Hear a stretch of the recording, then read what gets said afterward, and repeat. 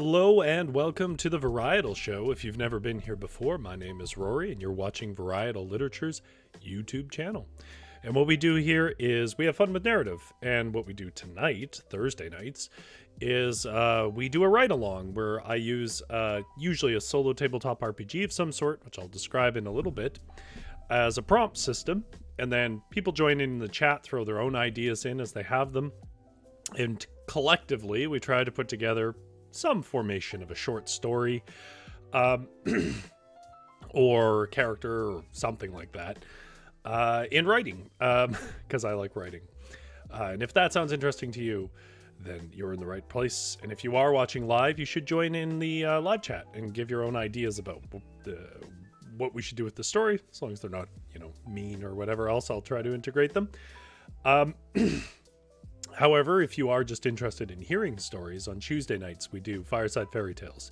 And Fireside Fairy Tales is where I read old and sometimes recently translated folklore straight from the source. And yeah, that's a lot of fun too. If you're not watching it live, though, down in the description below, there will be timestamps. And those timestamps can take you to different key points in the show, such as the end result, if you just want to know what we came up with. If you're not watching live, can skip around, of course, wherever you want to go. Looking at the chat here, I see that Witchery has seen some tragedy and won't be able to join us tonight. I'm very sorry to hear that, Witchery, and I hope things, I guess they're not going well. I hope you have folks to lean on. And Uncle Kitty says hugs for Witchery, indeed. Hugs in chat. And Tammy says they have an injury in their arm, and that is sounds quite painful. I'm sorry to hear that as well. Everyone's having a bit of a rough week, apparently. Well, hopefully we can pick up that week. I see that Zombie Wolf, GS, Jum Store, and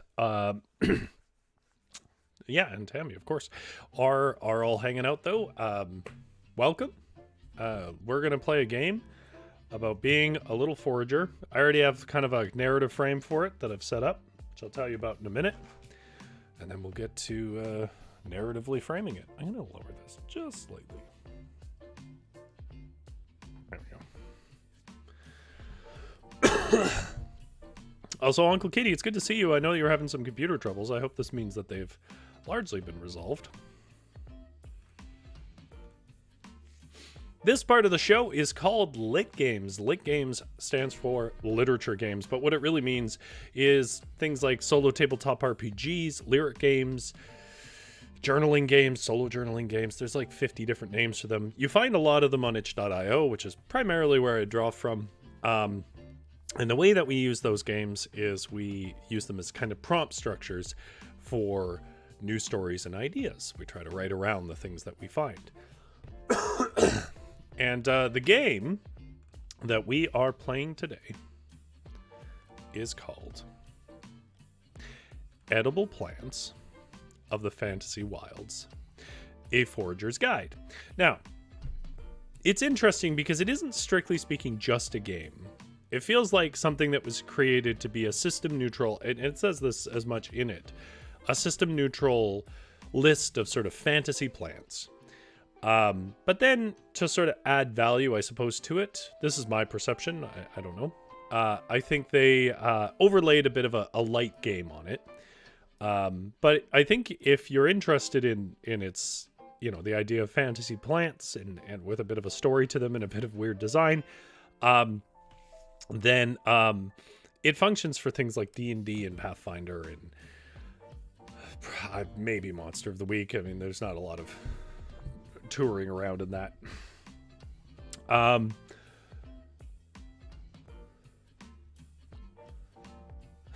Uncle Kitty says, shh, don't awaken the PC dragon. So with that in mind, the primary thing that this book offers, other than a very pretty and eye-pleasing design, is 3 biomes. I believe they're wetlands, forest, and tell me here. A meadow, that's right.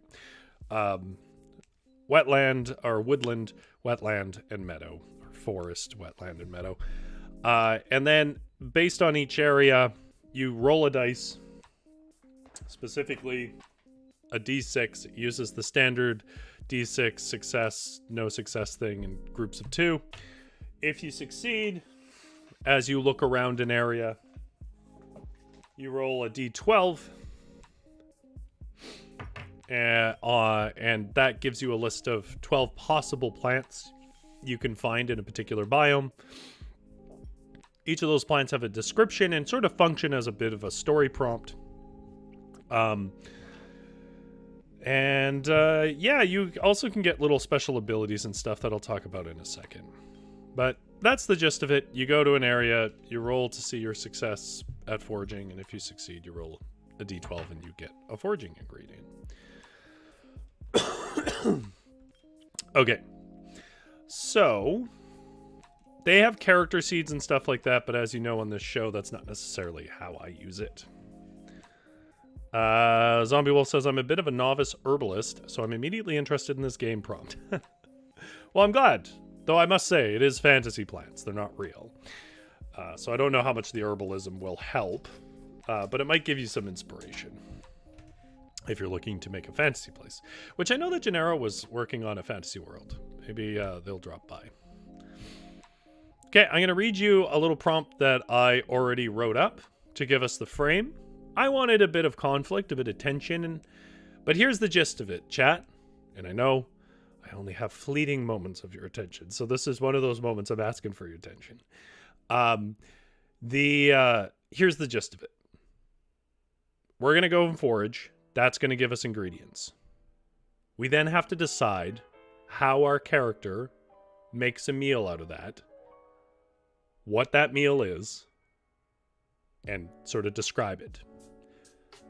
The frame I'm going to give might inform what kind of meals we want to make.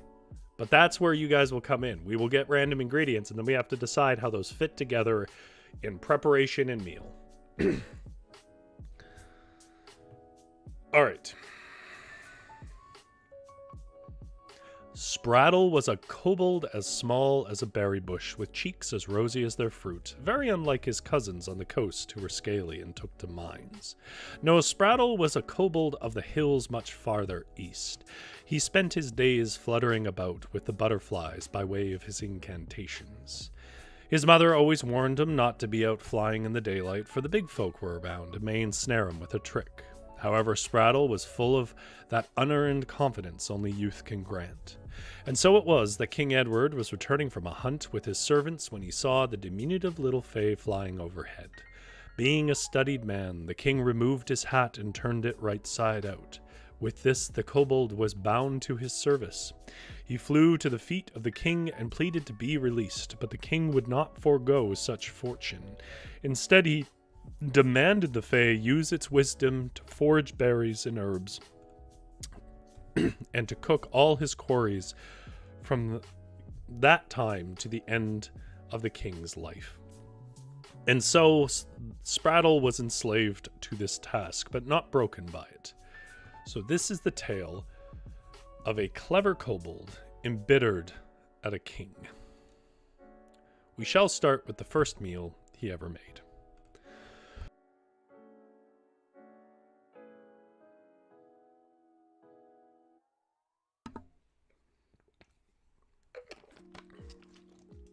Zombie Wolf says, I just get excited when it comes to herbal remedies and medicines.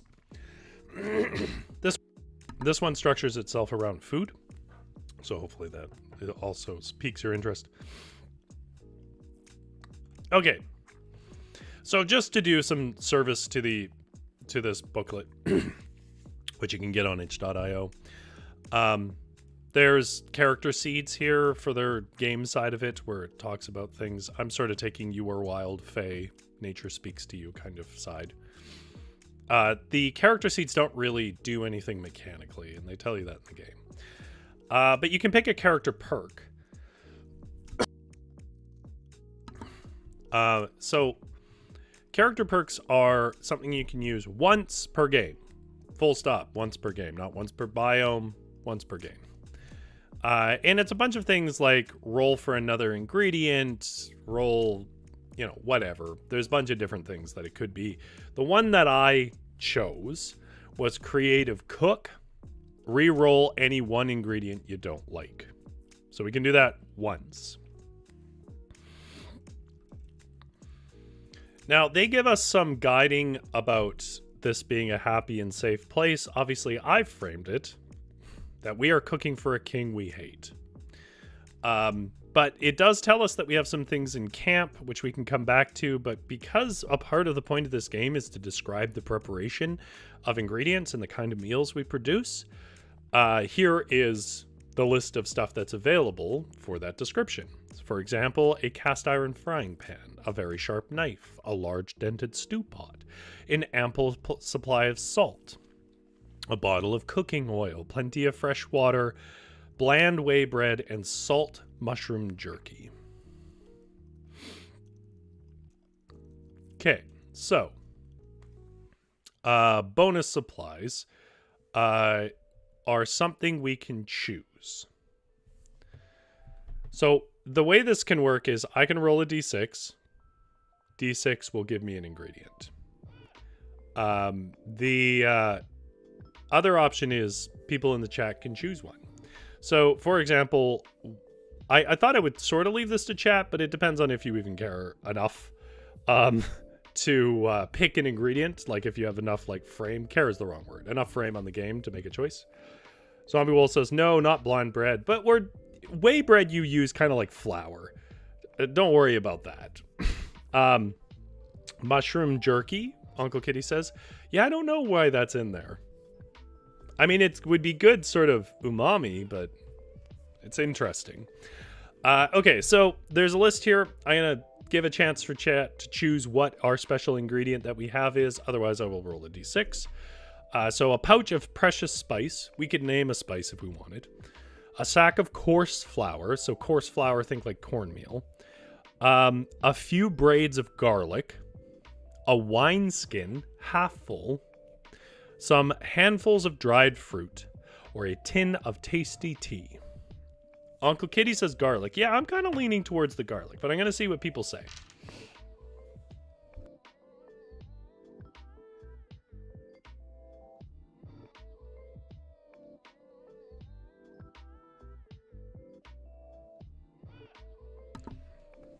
Jump Store says they've had mushroom jerky. I think I've had something that you could probably call mushroom jerky. They didn't call it mushroom jerky, but...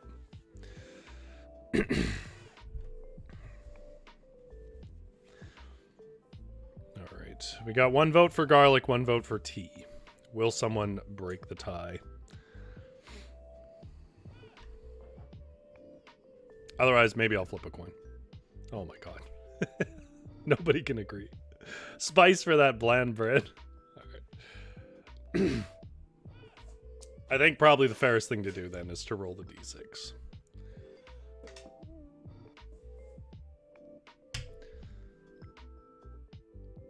GS says, excuse me, I would love mushroom jerky. Yeah, I mean, there's a lot of flavor in mushroom. Okay, I rolled. And I came up with... Just making sure we haven't had enough votes for anything. Ooh, Tammy Morelli is in there with another tea vote with Jumstore. I think maybe tea wins then. What kind of tea?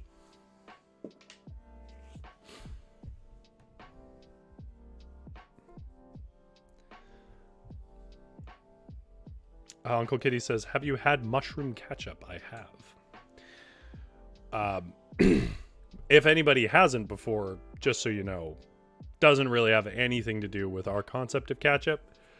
They are related historically, but on an ingredient level, ketchup just used to be kind of a sauce. What kind of tea?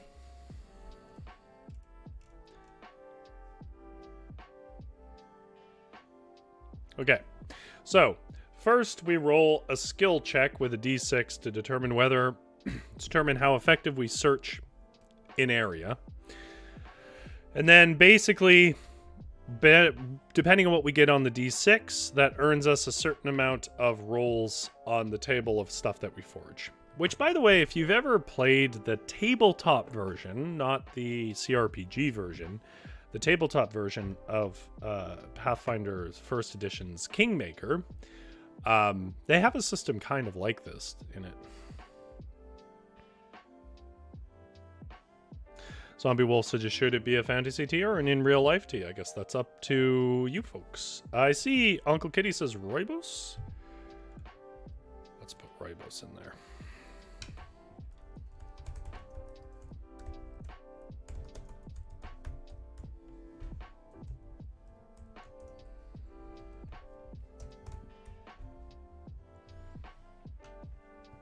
Okay. So, we're going to do our first roll. What I want you guys to tell me, though, now is, do you want to start in the meadow? In the, how did they put it? Woodlands? That's I think the word they used. Or in the, basically, swamp, wetland. We have 3 biomes we can go in. We're eventually going to go to all of them, hopefully, as we forage around. But, tell me which one you want to start in. I'm going to roll the d6. And then we'll see what we find.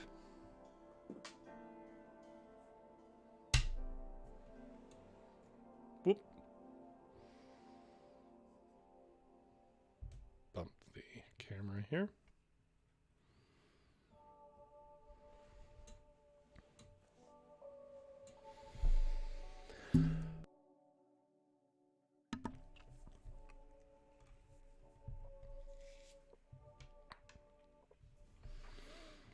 Uncle Kitty says, probably depends on what we want to make. Well, basically, we will decide what we want to make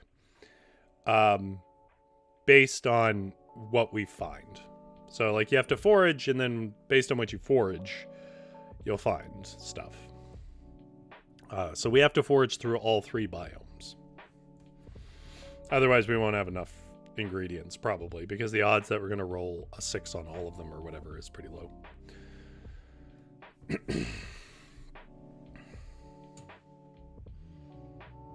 Zombie Wolf is talking about Butterfly PT, which apparently is dark blue. I've had dark blue teas before. It wasn't called Butterfly PT, but it was fancy. It wasn't like dye that was doing it. It was something about the plants in it. All right. Uncle Kitty says the meadow, and GS says the meadow. So let's get to the meadow. So right here, plants of the meadow, and you can see how there's a little number beside it. That will be the number we're looking for on the D12. And I rolled an unfortunate 2, which means we are only going to forage one thing from the meadow. So let me roll it. We rolled a 10. I may have to pick a different dice. This is too shiny. I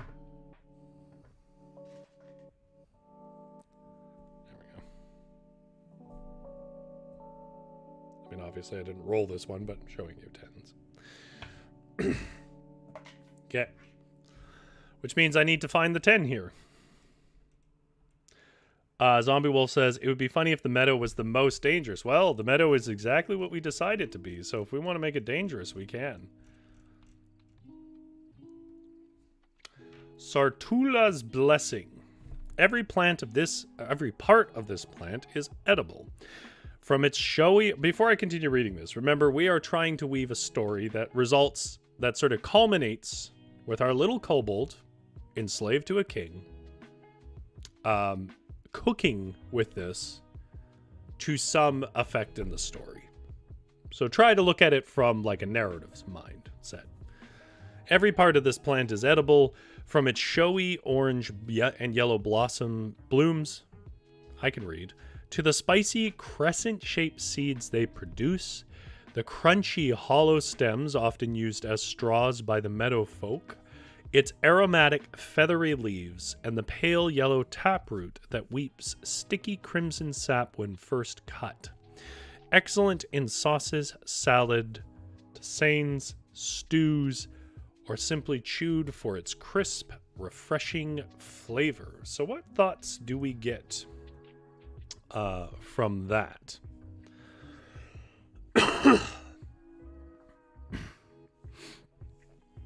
Tisanes, by the way, are like herbal teas. that is. So we may not want to do that because we already have one. Jumpstore says, lol, Rory reminding us the prompt because he knows how chaotic the chat is. Chat's allowed to be chaotic. I just don't want people to feel like I'm ignoring them. Beware the dire gophers. Awesome. Showy orange and yellow blossoms to the spicy crescent-shaped seeds they produce.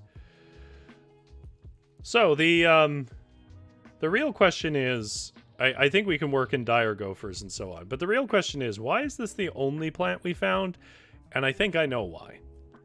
I think it's because the meadow was very dangerous.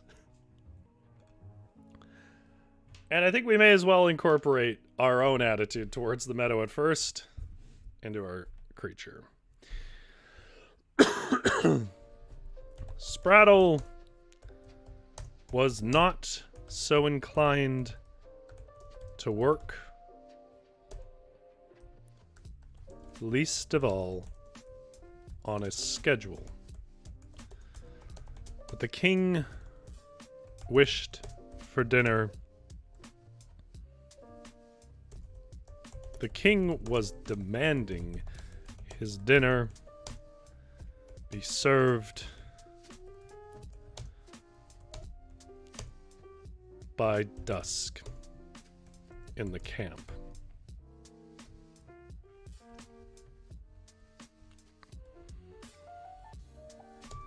And poor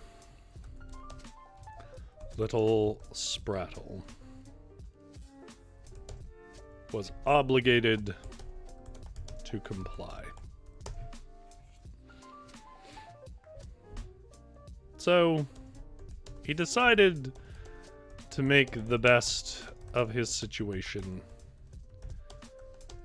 and forage lazily out in the sun-kissed meadow.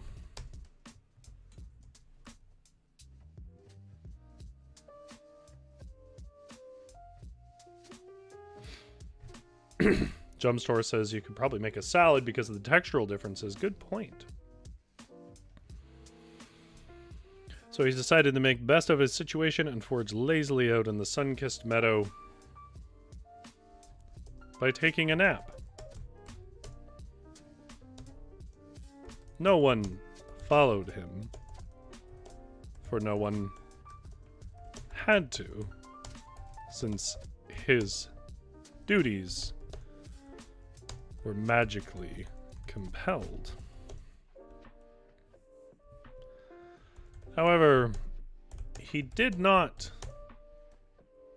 see a reason to put much effort into one's own forced labor.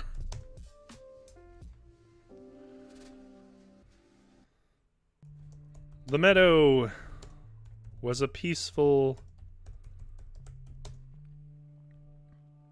undulation of grassy knolls.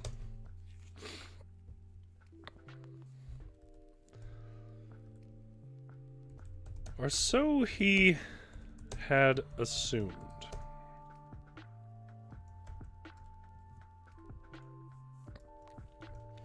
Spraddle was stretched out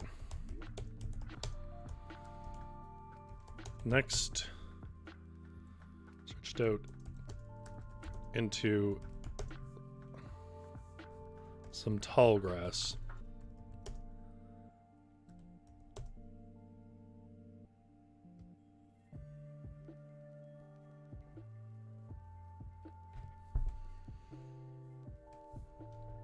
Feeling the warmth of the distant sun on his eyelids.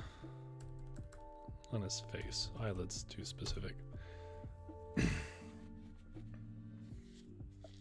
Jumpstore says, well, cooking and baking are my favorite hobbies. Me too. Wow. It's kind of a tie with writing, I guess. Feeling the warmth of the distant sun on his face and letting a river, letting the rushing river lull him to sleep.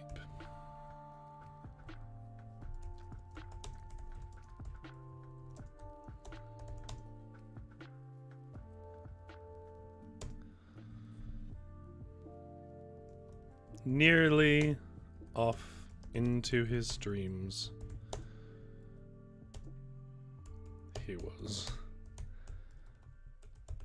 when the ground began to shift beneath the small of his back.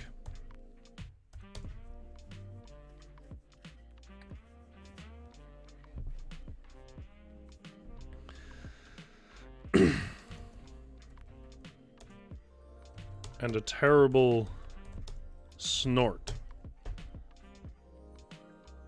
splattered some snot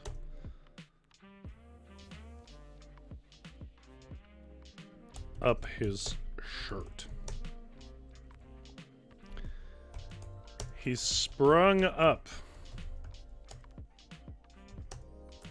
with wide eyes and a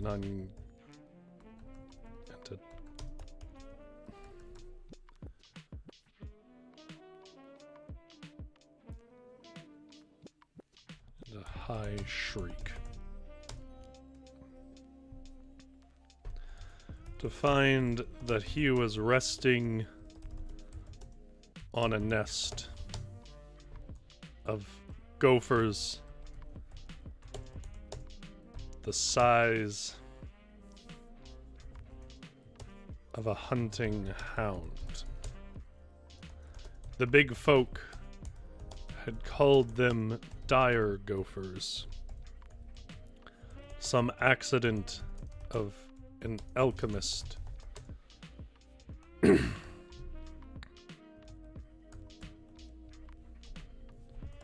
once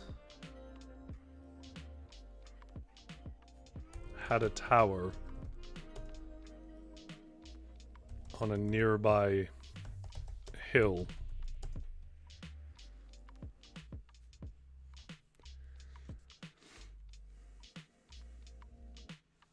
Jumpstore says, as far as cooking goes, loved making potato croquettes. I just love potato in general. My mom said that when I was a baby, I reacted stronger to being fed mashed potatoes than I did for chocolate. Somebody described to me yesterday mashed potatoes as Irish guacamole, and I found that very funny. For baking, my favorite thing to make are cookies, because I like to start with the traditional base recipe and then divide the dough and make tweaks to each, so I end up with many different cookies. I use when I wheat, I used a cookie recipe that they used pistols, which is not the weapon, the sort of flat disc shapes of the chocolate. And what it did was it sort of created almost like a croissant, but instead of butter, it was chocolate, because they lie flat and laminated in the dough. It's really good.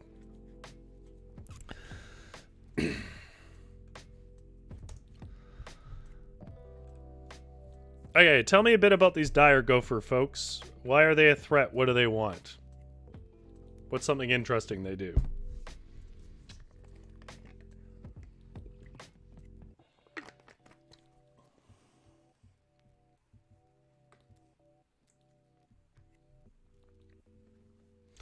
Gia says, apparently I was like that with spinach as a kid. I'm kind of mixed on raw spinach, but I like, I think my favorite formation of spinach is gomai. Tammy says, oh, yummy, Rory. Yeah, it's really good. Gia says, Uncle Kitty, what makes them dire? I imagine Uncle Kitty is pulling from the tradition of dire wolves, which were just wolves that were much larger. Yeah, dire gophers. Dire just means big in this context. They want food. Okay, we could do as I understand it, dire wolves actually existed, or might have. Somebody can tell me if I'm wrong. There definitely used to be bigger wolves. I understand that, but I think there might actually have been one called a dire wolf. Jumpstore says, what if they were really mischievous and sardonic?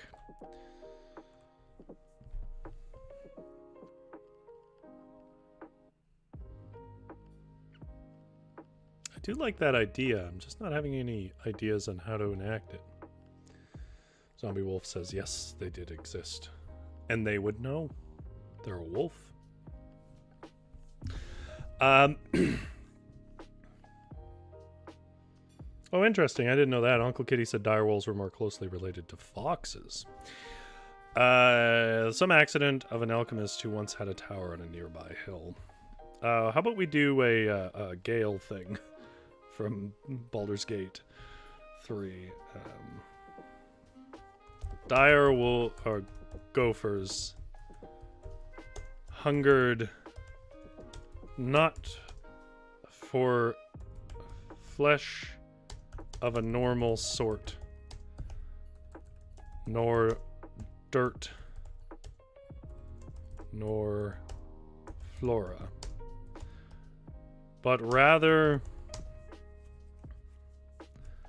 were menaces to the magic folk.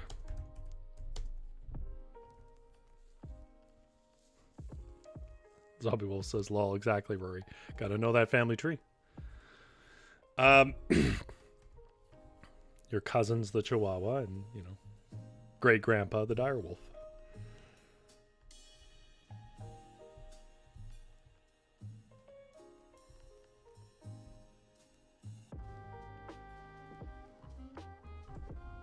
But rather were menaces to the magic folk. They could be found chewing piskies, chasing brownies, and fighting leprechauns at nearly any time of the day.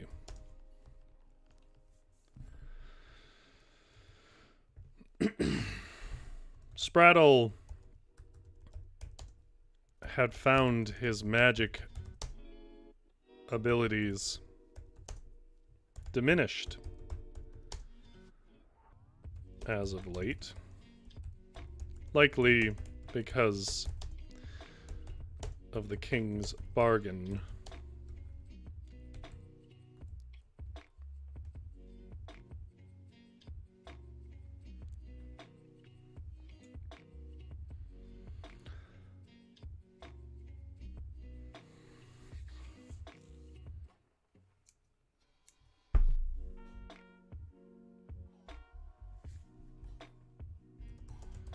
And so could do a little more than hover, where he could once fly.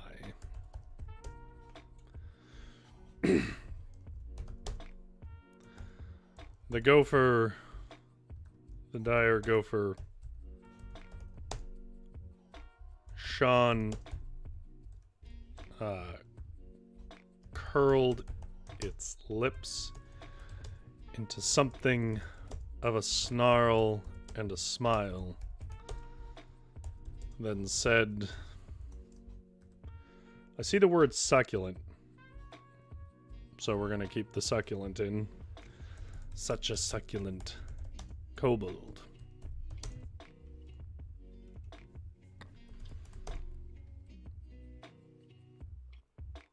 Zombie Wolf says, I wonder if Rory likes being the ghostwriter for this wonderfully chaotic chat. I think if I didn't like it, I wouldn't do it. I mean, it's not like I'm making money. It's not like, you know, I'm getting a lot of, like, clout out of it, right? I do it because I enjoy creative communities. Such a succulent kobold.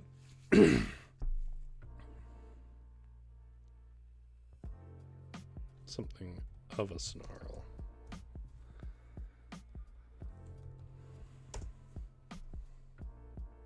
Though if anyone wants to pay me to do it, you're welcome to. I won't say no. Such a succulent kobold would, that's what people do, right? They pay you for things that you'll do for free. That's how the business world works. Such a succulent kobold would be as refreshing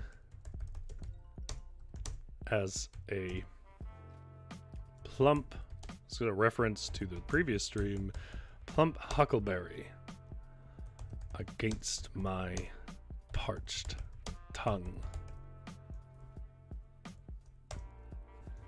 It then bellowed down the hole it had emerged from, and the whole field began to rumble until before the kobold's eyes. Zombie Wolf says, do you accept Dogecoin? Do I accept unregulated securities? I do not. Tommy says, do you have an OnlyFans? You know, there are people who have an OnlyFans just for non-sexual reasons. It's not me. I don't have one, and I never will. I do have ways to send me money, but I'm not going to pitch it here. That's okay. It then bellowed down the hole it had emerged from, and the whole field began to rumble until before Sprattle's terrified eyes.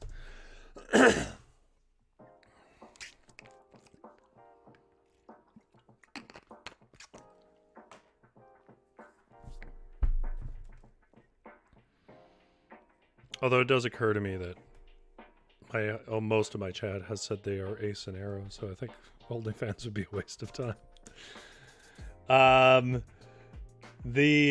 Uncle Kitty said they're kind of were dire gophers called Sarah. I'm not even gonna try. I'm gonna get that wrong. They had horns. Well, these ones have horns now. That's awesome. Let's go back a bit. The dire gopher.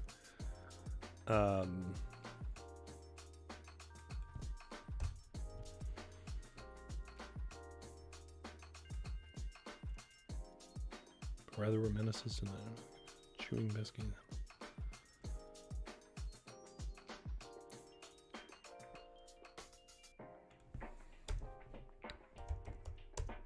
That had two curling horns. I'm sure this isn't the type they had, but had two curling horns like that of a ram.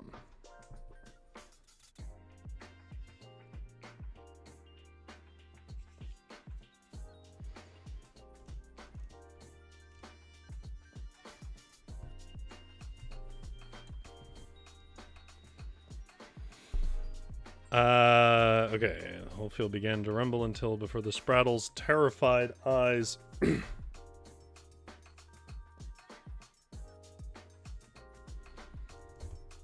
he grabbed a sapling beside him. Grabbed is the wrong word here. Can be more lively. He tore a sapling from the ground. Who cares where it is?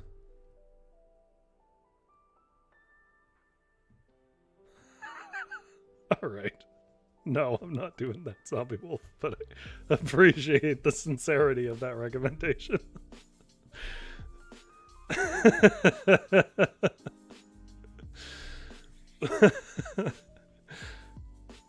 Yeah, no kidding. He tore a sapling from the ground and swept it at the charging mass of snorting gophers. Let's reread this.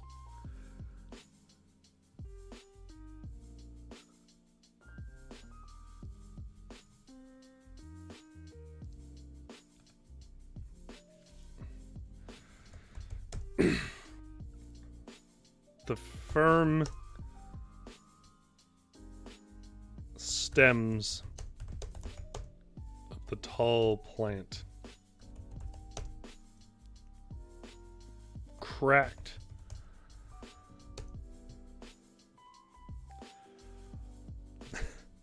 Zombie Wolf says, I told you my well of random trivia knowledge is bottomless. I don't really think you need random trivia knowledge. I think you just need to have spent more than a day online to know that. You find that everywhere, frankly. The firm stems of the tall plant cracked against the wiggling nose of the lead gopher. Despite its bluster and heft,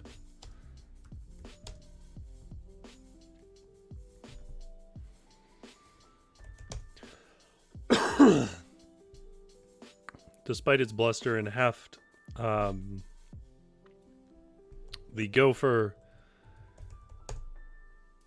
squealed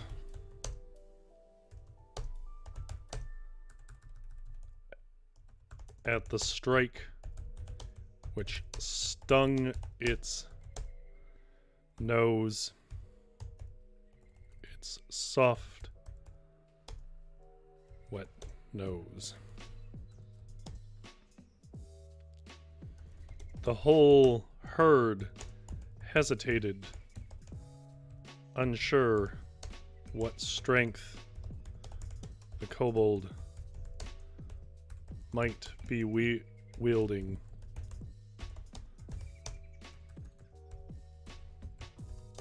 And in that, the kobold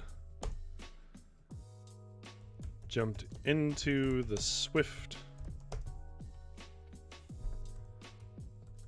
river that wound through the meadow.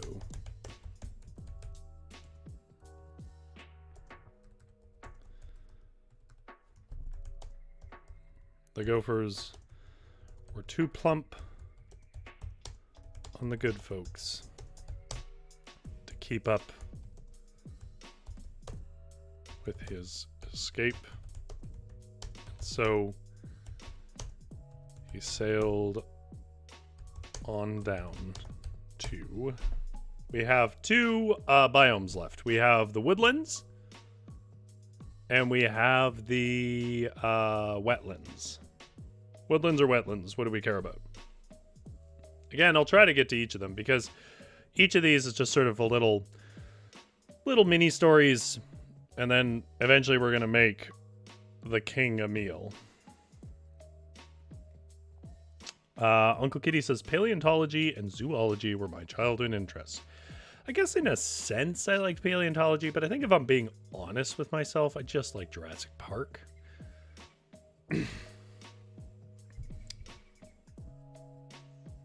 Which I'm sure there's some, that's not paleontology, that's blah blah. Zombie Wolf says woodlands. Okay.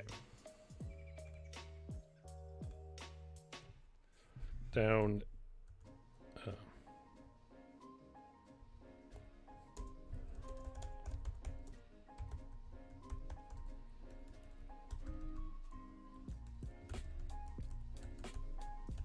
Spraddle sailed on down until the river resolved into a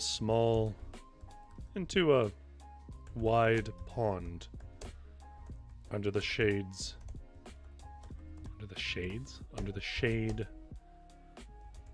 of the woodlands.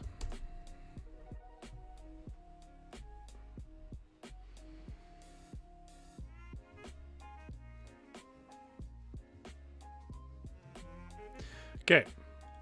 So the way it works, again, is I'm going to roll a d6. And maybe... Oh, I forgot to establish that the thing that he beat them off with was the plant.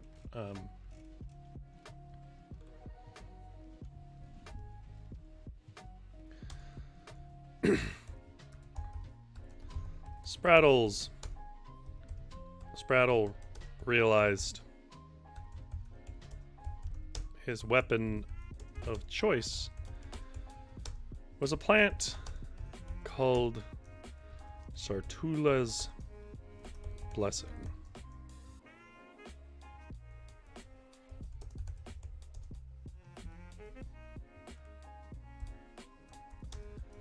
It had lovely crunchy seeds and tasty sap. His foray was not so peaceful as he hoped.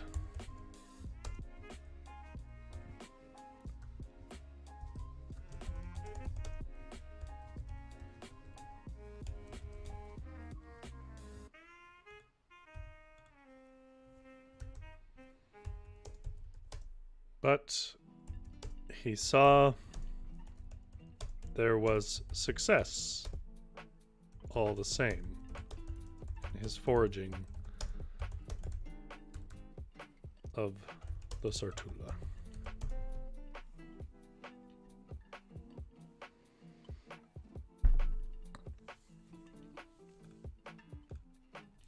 Okay. Oh, good. Woodland was next anyways.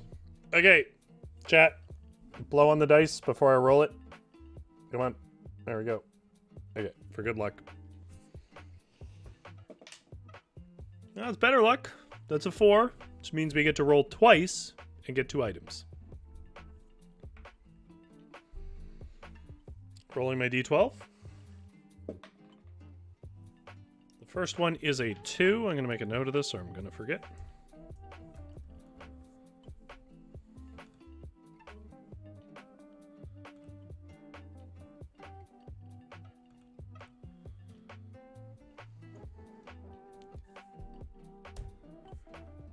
Second one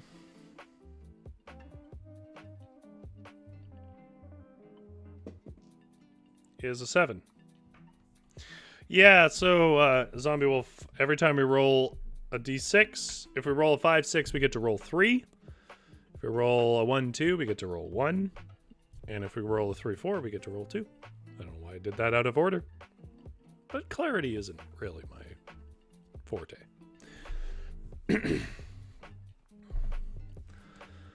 Okay, let's see what we got. I'm going to read them both, and then we'll decide what we want to do with it. Hey, how did I get up here? Oh, they just repeat it. Oh, I didn't realize that. 2. Flaming foxtoes. The small lobed fungus grows in tight clusters in damp forest soil, typically close to ferns and trillium. A bright scarlet that shades to orange near finely scalloped edges, flaming foxtoes are sought for their nuanced taste, often likened to a garlicky taro. Interesting.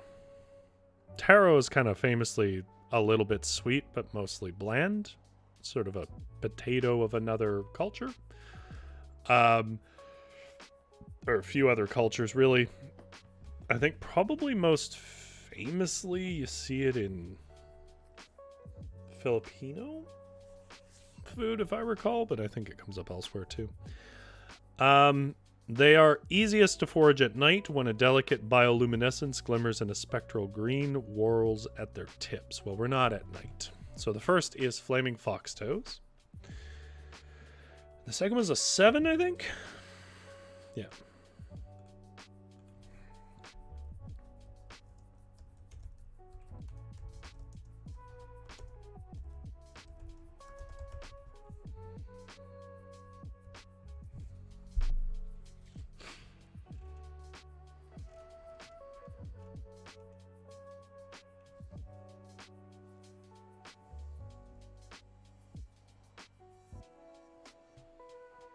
Well, technically edible, most acorns are so tannic. If you don't know what a tannin is or tannic is, it means essentially bitter. It's what gives like tea its sort of bitter depth. Bitter, but not like in a terrible way. You get tannins a little bit in wine as well, but I think probably mostly you would notice it in tea.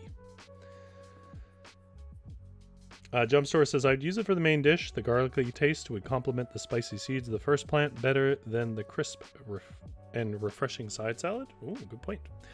Phase oak acorns. Well, technically edible. Most acorns are so tannic they must be boiled repeatedly to improve their taste. Not so the phase oak. Not so for the phase oak, do they mean to say?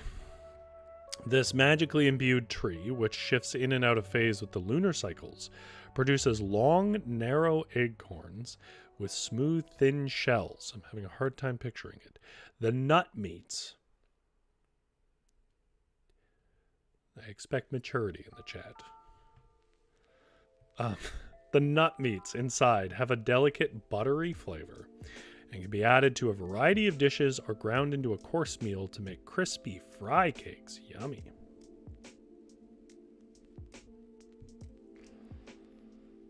Uncle Kitty says acorns are a god almighty pain in the behind to make edible. Yes, they are. I've chosen never to do it because I saw how it was done. And I was like, this isn't worth it.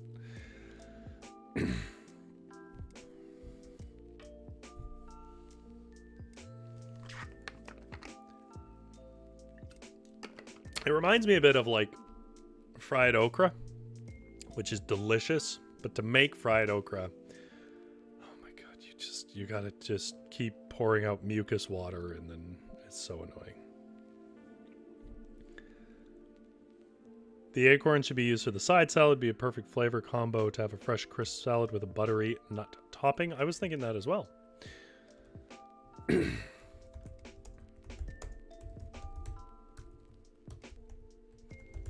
Although we might choose to do a terrible job so that the king lets us go.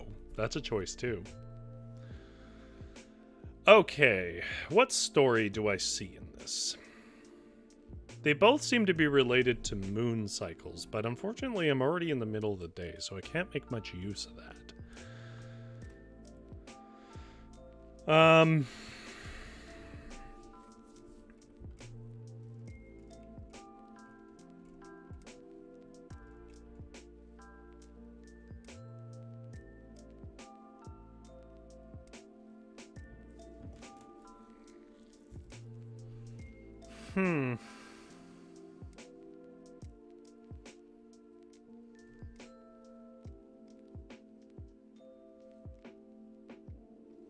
Sorry, folks, I'm just thinking here.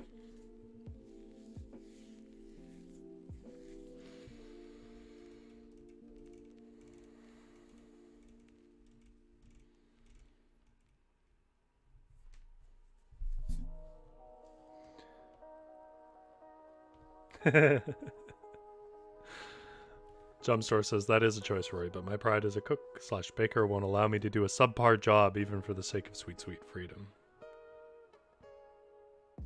Maybe the king should have caught you as a kobold. Harvey the plumber. We got a fried okra clog again. I doubt it would clog a sink. If nobody's ever worked with okra, but maybe you've had gumbo or something like that, because they put it in there to sort of thicken it up. The best, if you've never been around okra in a boiled setting, the closest analogy I can think of is like congee. But it sort of just releases a ton of clear mucus, effectively. Which sounds terrible, and I guess it depends. It doesn't really have much flavor, so it kind of just depends on how you are with that texture. But okra itself is very good.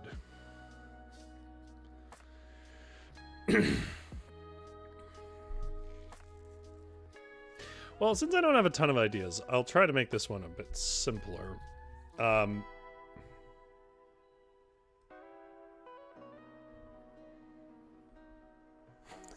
Yeah, they did, Zombie Wolf. Of course they know. They know what works. They're trying to get into the Instagram, Twitter, TikTok cycle, right? You know? Spraddle sailed on down until the river resolved into a wide, swirling pond under the shade of the woodlands.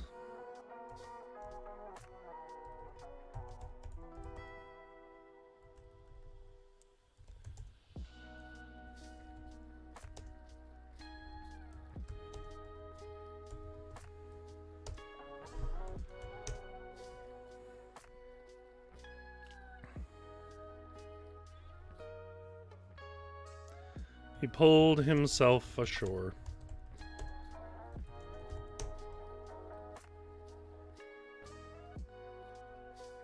And wove a simple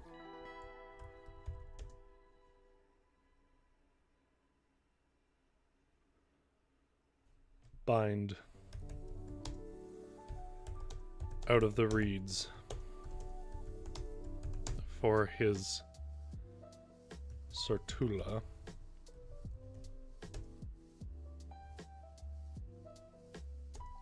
Then slung it on his back.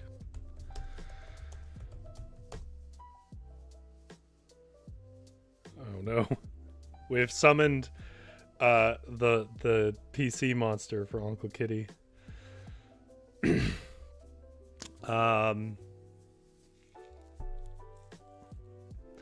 The woods were more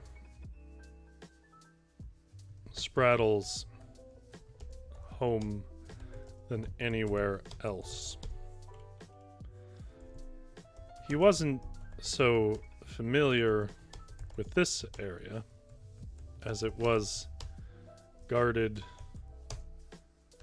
or as it was the King's Forest, where none were permitted, but he knew some things. He knew some flora.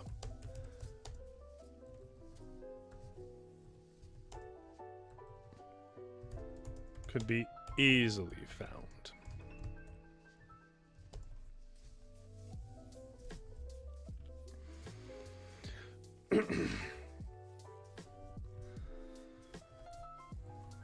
He had nearly dripped dry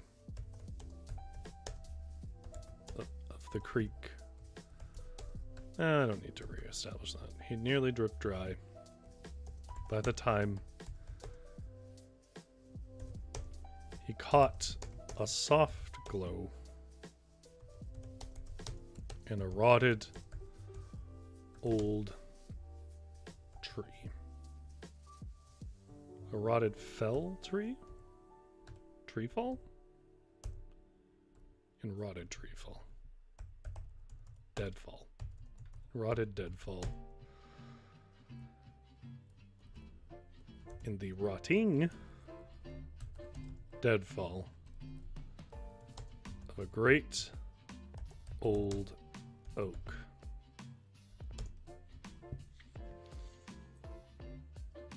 Uncle Kitty says, then again, we are on YouTube. They've disappeared my subscriptions before, yeah. Although I will say for streaming, YouTube lacks some of the tools Twitch has, which is unfortunate. But overall, despite the fact that Twitch has such a golden, stellar reputation for streaming, YouTube offers quite a bit more stability and things like that. Uncle Kitty says, rotted log. Yeah, I don't know. I just want to leave log open for later in the sentence, because I'm sure I'm going to need it. Maybe I'm doing it in the wrong order. I should use the more familiar word first.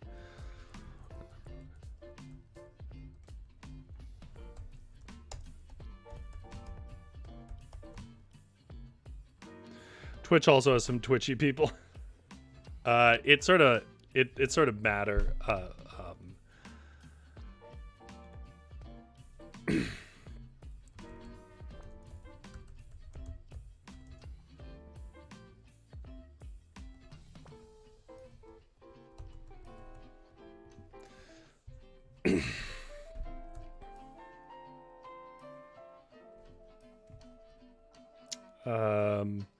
Twitch is a different culture too. Like, I've considered doing simul streaming One problem is to do that with the service I'm on right now, I would have to pay a monthly subscription, which is just simply money I don't have. But also, the real question is this content that really works on Twitch? I don't know. Because Twitch is a very specific crowd, and YouTube skews towards, well, my generation more, right? Who are more interested in the same things I am.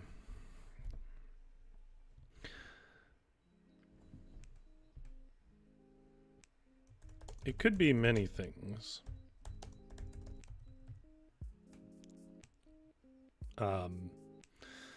Give me a name for a glowing berry. Jumpstore says Twitch is garbage. I'd suggest Kick. I've heard bad things about the founders of Kick. Also, I don't know. Like, is that really what I need to do? Is spread my reach? I think this is niche no matter where I go.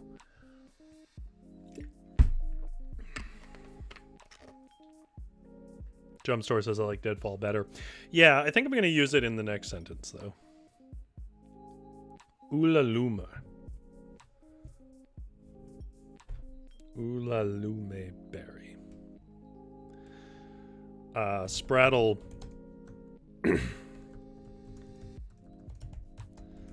Hoped it would be a tasty bunch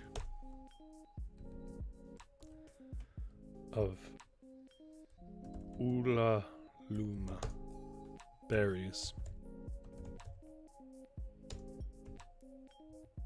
as they often grew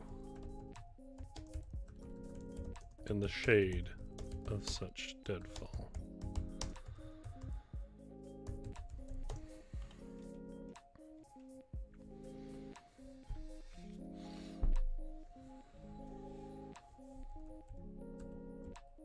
This should just be 2 sentences.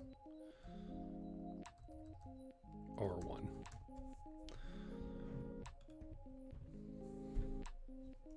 He was hungry for his own lunch. However, it wasn't Ulalume berries, nor was it Everhorn grubs, but rather it was a few shelves of iridescent mushrooms.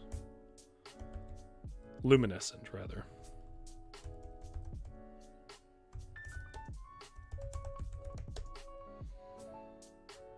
Called fox toes.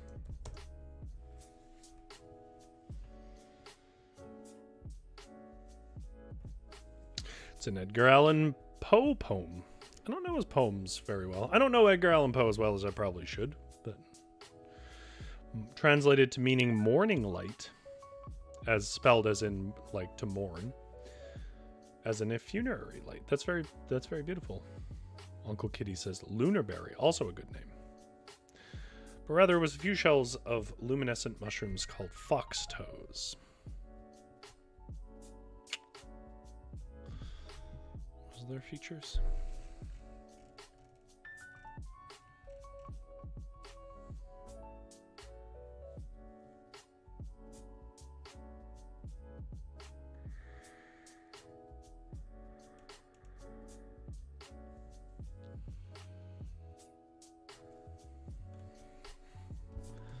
Spraddle was not partial to their pungent flavor. Something akin to garlic. But he knew it had its uses.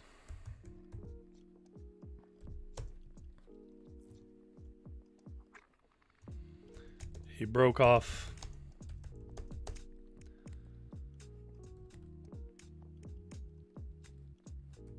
a shelf of the fungus.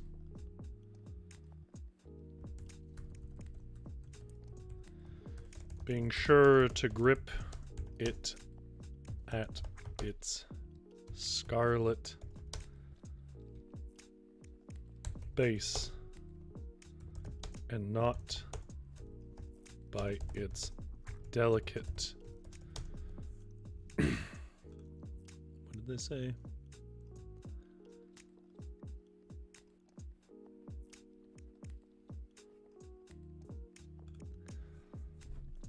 Glowing green whorls along its edges.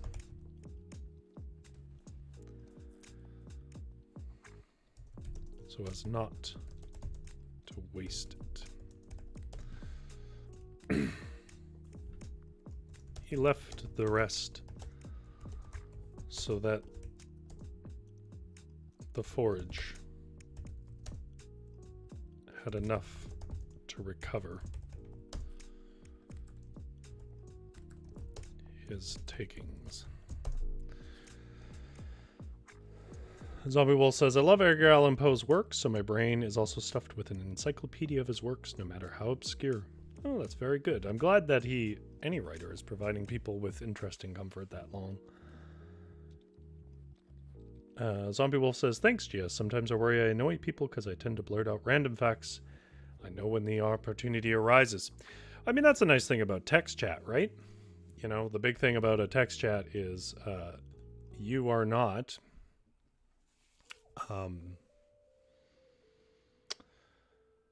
you are not competing for sound space, right? So people can read it at their own pace, and it's not an obligation of every person to try and space themselves in the words of others. This is a very elaborate way of saying it, but I think that's why people who, you know, have some anxiety and feel like they talk over people and so on do a little better in chats, voice or text chats.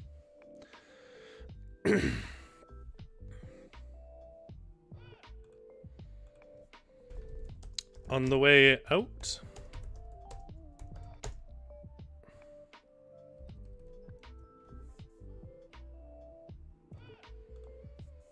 his foot crunched onto a oblong shell dangling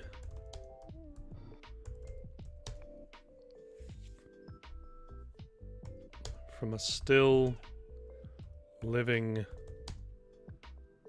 appendage of the oaken deadfall. I'm reusing deadfall.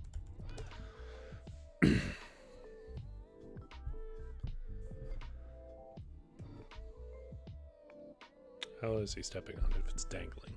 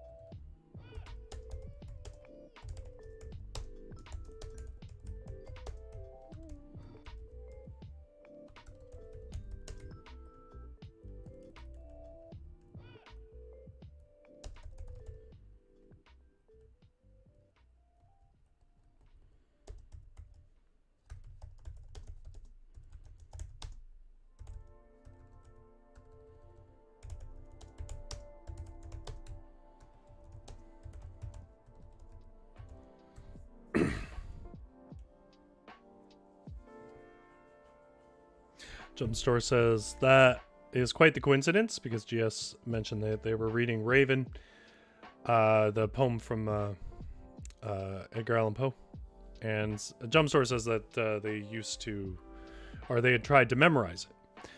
I didn't try to memorize the Raven. The one that I tried to memorize was Ozymandias, because I love that poem. The lone and level sands and all that. I don't think I could do it now, but there was a time where I could.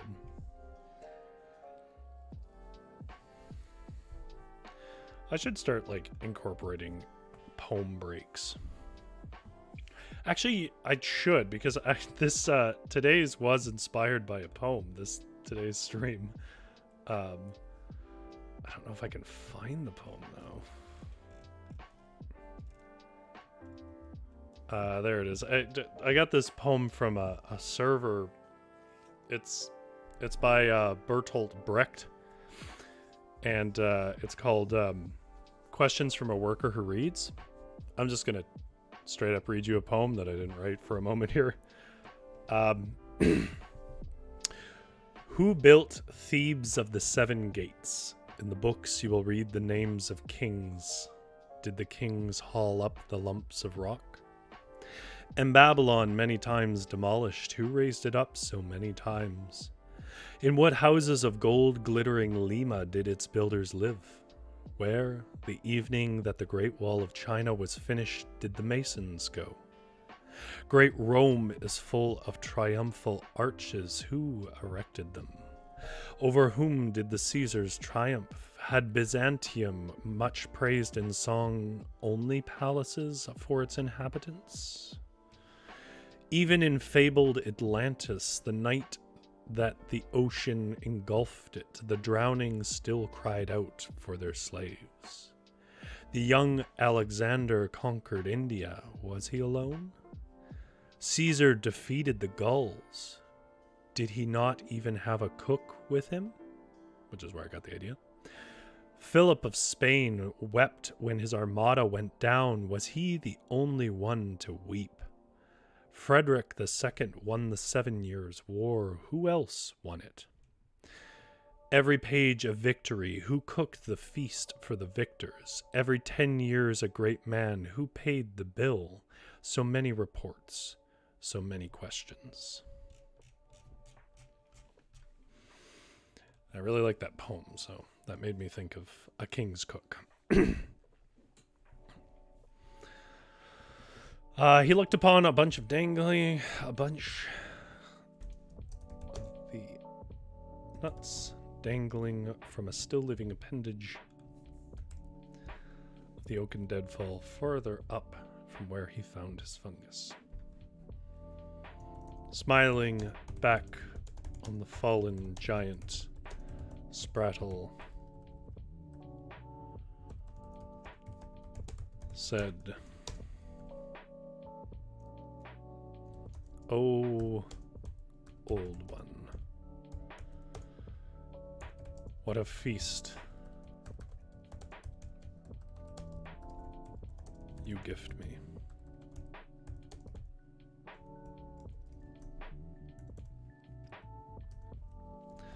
Sprattle then pushed on towards the wetlands.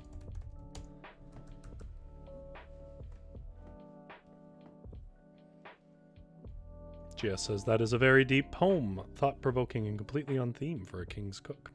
Yeah, I understand, probably for some people, I know some people don't like non-rhyming poems that just use rhythm and theme and things like that. But I like all types of poetry, and I found that one to be quite good. I think the line that really stood out for me was, "Who else won it?"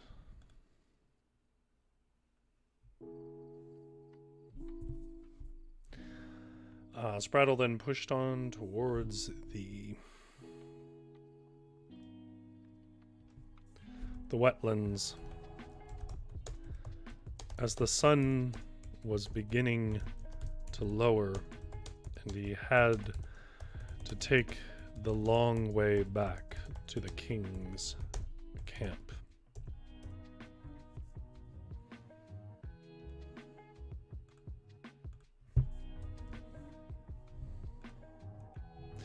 Okay.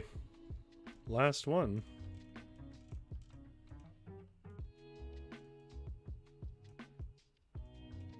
GS says, I remember in Lit struggling with the rhythms and rhyming schemes. Like, rhythms and rhyming schemes are not irrelevant to poetry, obviously, but I do feel like what my average experience, the average experience of like learning about poems in high school and elementary school, is an absolute fixation on the structural quality of different poems, and that is interesting, but that's not really what makes it a poem, right? Like, I remember speaking to somebody who was sort of a specialist in haikus, talking about how like the fixation on the 575 thing is misguided, that haikus weren't really about the 575 thing. They're about a collection of other things that make them haikus, and in some cases that format isn't even the case. Writing, of course, is not about just its structures or its artifices. Writing is about expression and themes, right? Jumpstore says, my favorite writer is probably Oscar Wilde. Absolutely hysterical. And still funny, even though like comedy is so often tied to its time, and yet sometimes it transcends.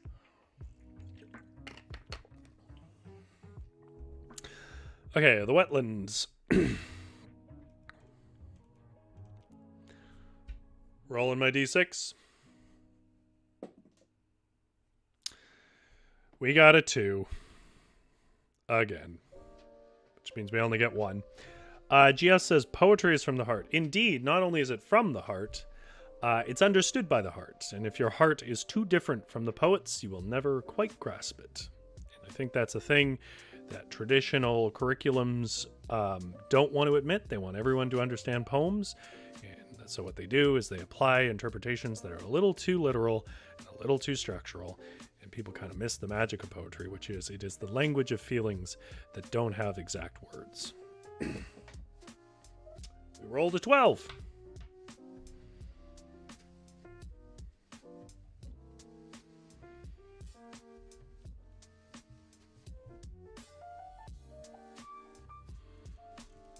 Okay. Uncle Kitty sent us a lot of hyphens, or the world's longest M dash. But it was an accident.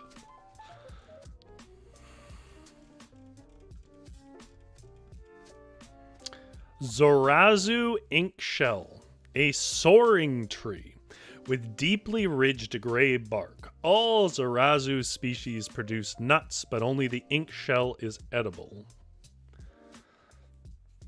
Found at the heart of a smooth, spongy husk, the nut has a thick shell, ridged like the tree's bark. The nut meat is pale and creamy, with a papery purple skin. Be careful when harvesting. The ink shell gets its name from its abundant juice exuded by the husk, which will stain everything in deep, vibrant indigo. The stain is harmless but can last on the skin for weeks.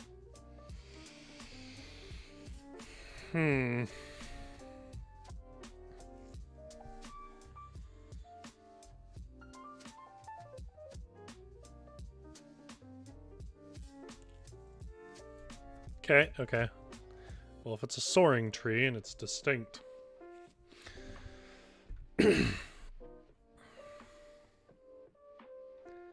Jumpstore says, is the juice edible then? I imagine it's not inedible, but probably doesn't really provide much flavor or anything. The,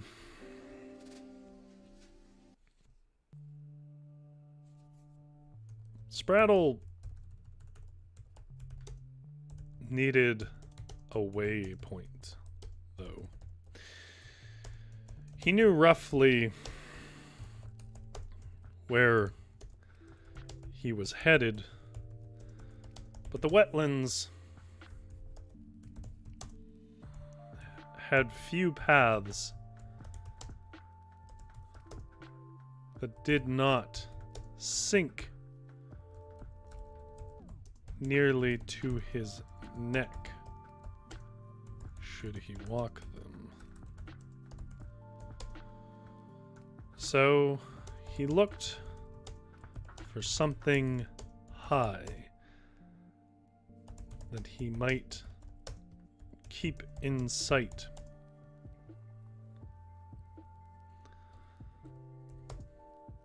He had remembered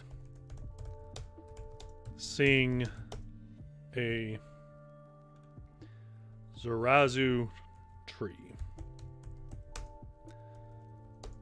south of the king's camp when he departed that morning.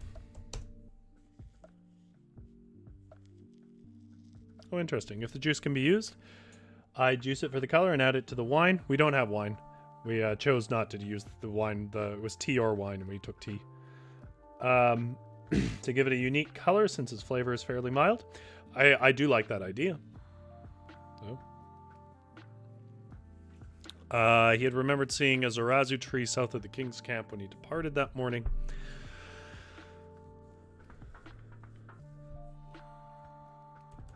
And after a short bit of searching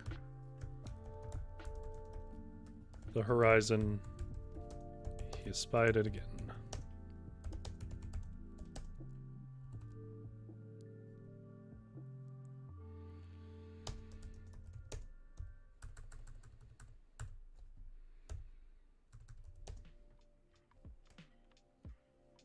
Tea will still work. Indeed it will.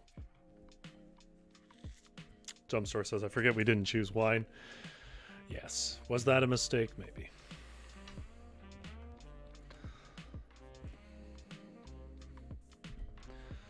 So, the wetlands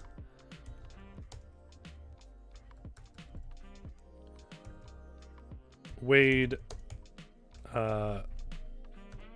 sunk every step into its smooth clay and sucked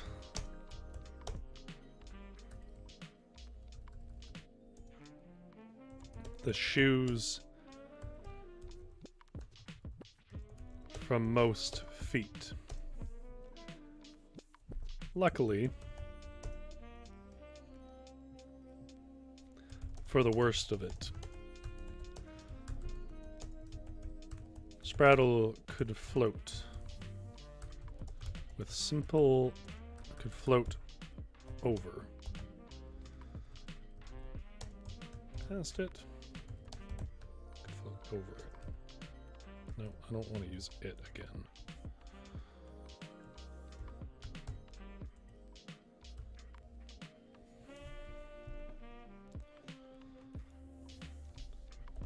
Using merely an incantation.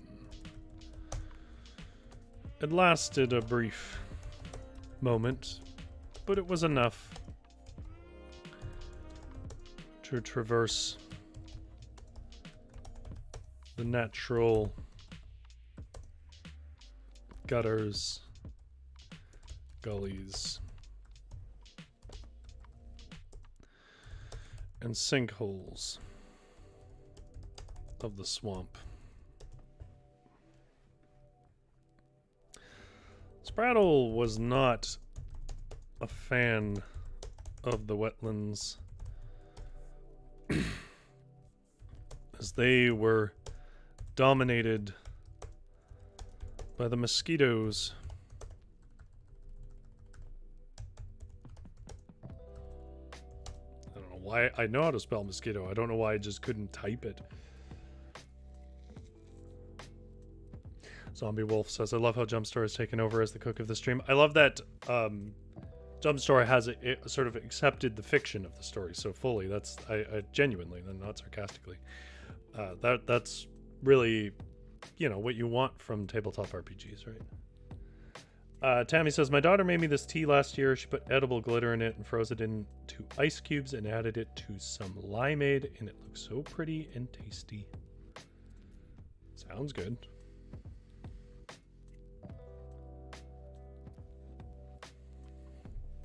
Spraddle was not a fan of the wetlands, as they were dominated by the mosquitoes that the local goblins farmed.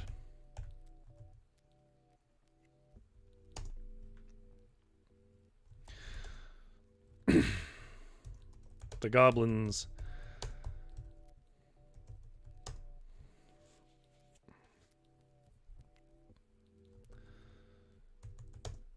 made a dessert of reeds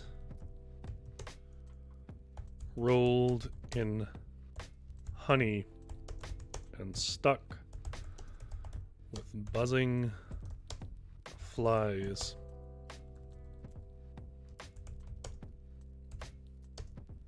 Or mosquitoes.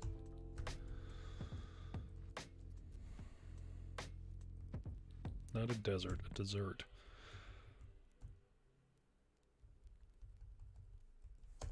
That Spraddle found truly nauseating.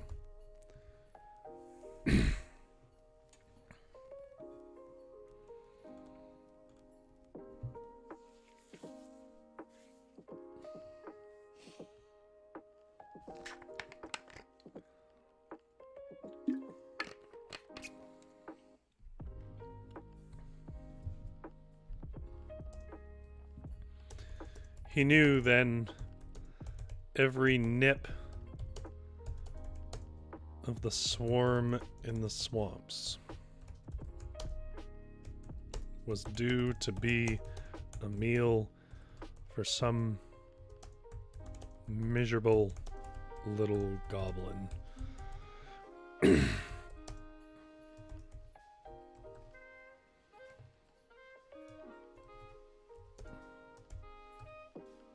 Still, he had little things.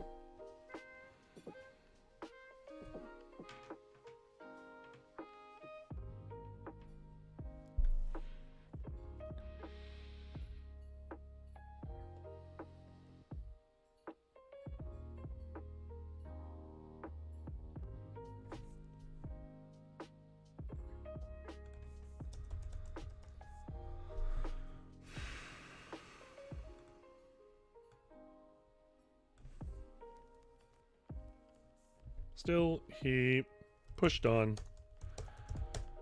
and up towards the tall tree.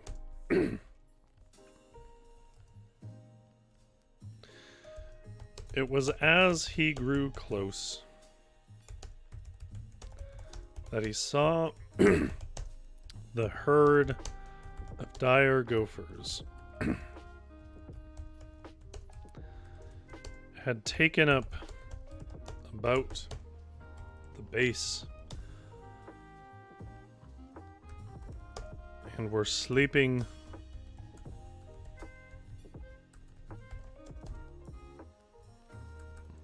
with their great big bellies stained, their great big bellies to the sky. They had clearly feasted upon the dropped. What was it called?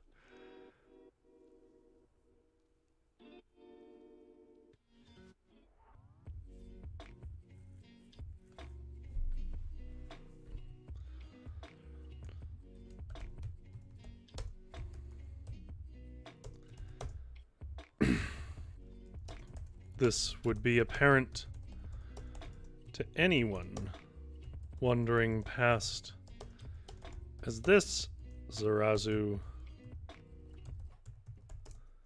was an ink shell,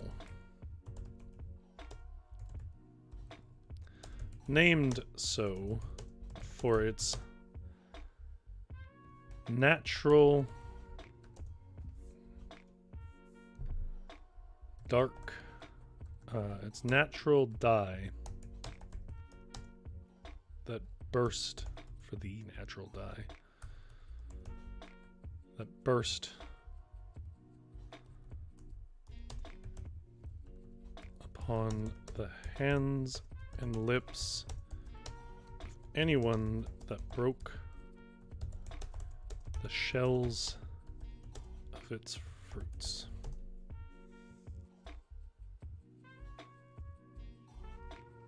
Jumpstore says, just make sure I understand correctly for this King's Meal, the drink we chose was tea. The special ingredient we chose was tea. You can make it from whatever ingredients that we have.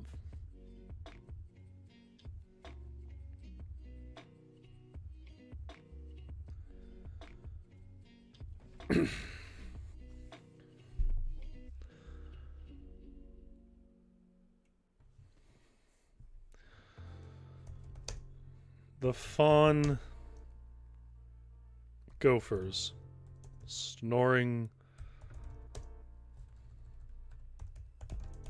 in the shade were splattered with indigo drool under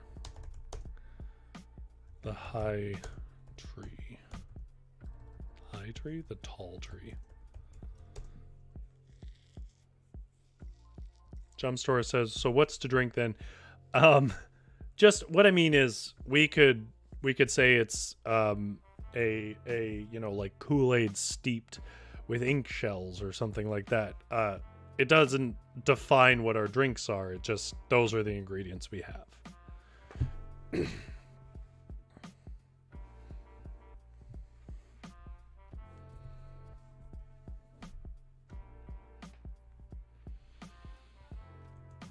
With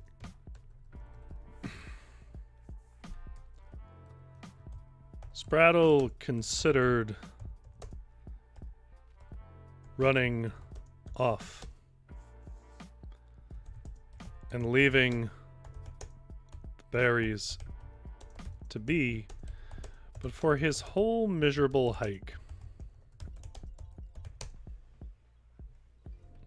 through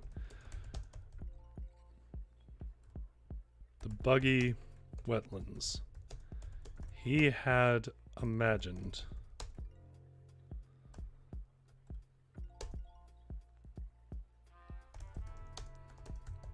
of the creamy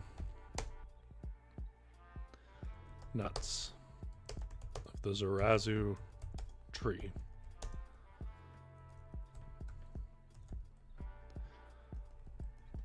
He wasn't about to allow these gophers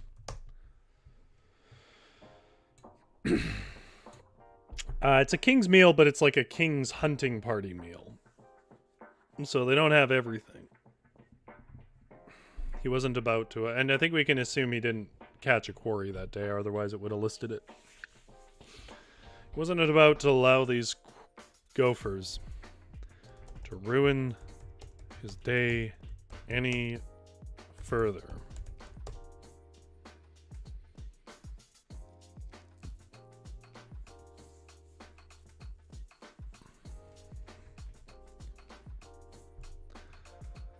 So, Spraddle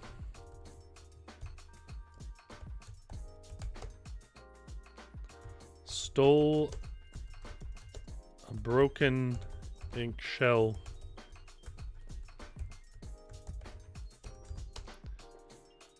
and lathered it on until his flesh was dark purple.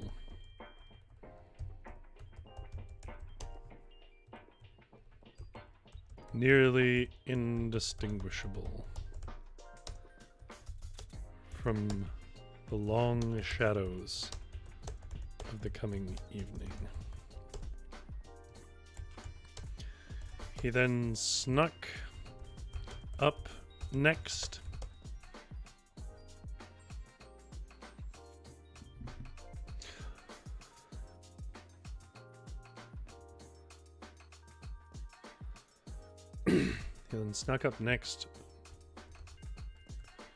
to one of the sleeping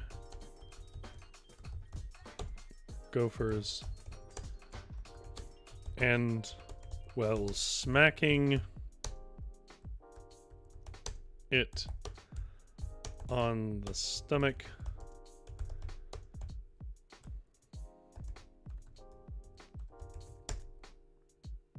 With his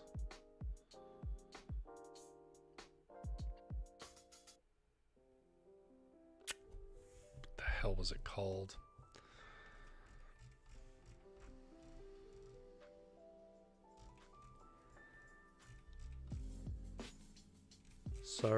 Sartula.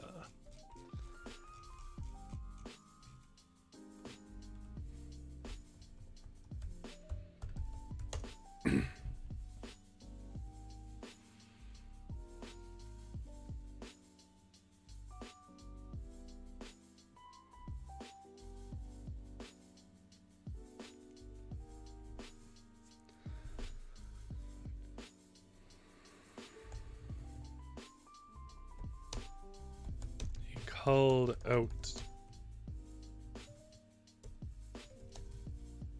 in the voice of a husky man. Aye, there are some plump ones. Let's shoot 'em. And roast 'em. Well, because they did not see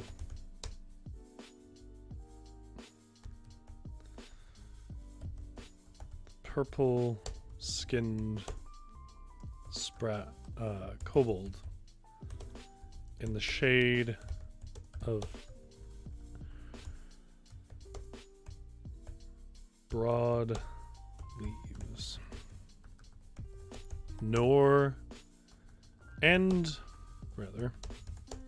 because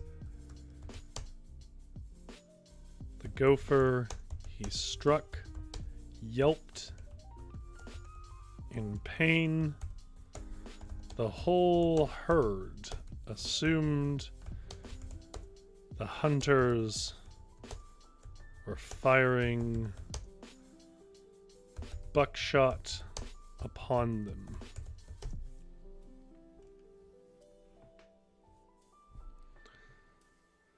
Uncle Kitty said, I'm shocked you guys have heard of rooibos teas. Every time I mention it where I live, I get a blank stare. One of the benefits of living in Vancouver is you get a lot of different foods and things like that. It's kind of, we don't really have our own culture per se, because the culture that was here we destroyed. So what happens is you get a lot of immigrant cultures and so on. So like we have, Italian food, and we have Japanese food and Chinese food and things like that. Like we have a lot of stuff like that. And so amongst that is a lot of grocery stores that are quite specialized, including, I believe it's African, right? Rooibos, or I could be wrong. But yeah, you get a lot of sort of specialized ingredients.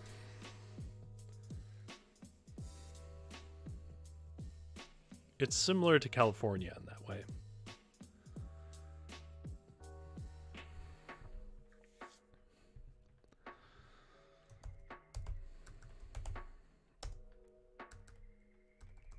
Within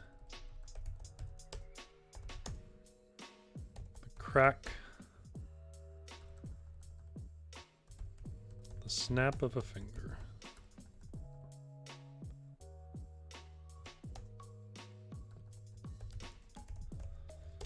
the whole herd burrowed down in a panic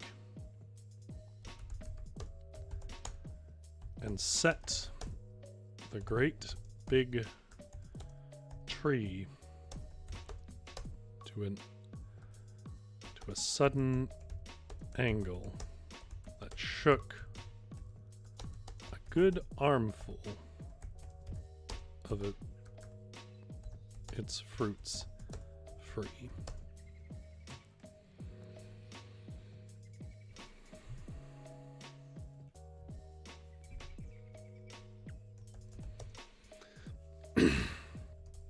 Spraddle collected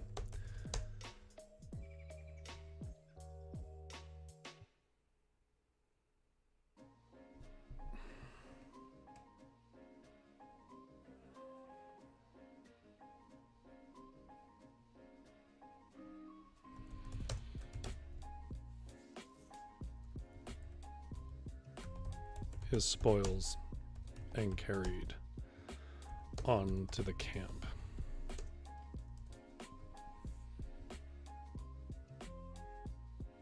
Uncle Kitty said it's healthy as long as you don't drink a pitcher a day. It leaches iron from the body. I didn't know that. To be honest, I don't even really know what rooibos tea is made of.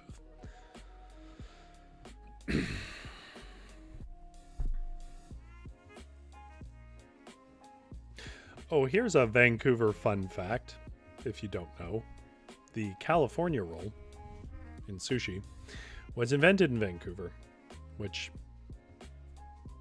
in every way is confusing.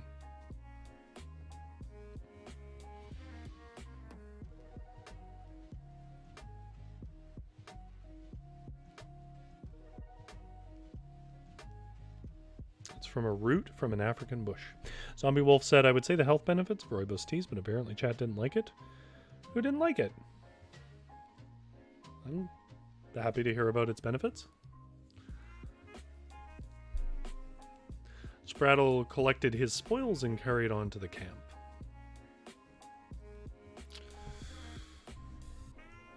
When he arrived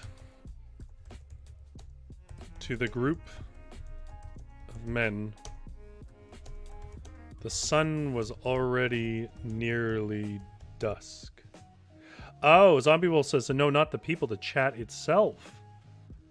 Oh, who knows what this chat thinks. You mean like it's auto moderation, yeah. When he arrived to the group of men, the sun was already nearly setting. He stepped out from the shadows and began to apologize for being late with dinner. But to his surprise, the king shouted out in a fearful shriek,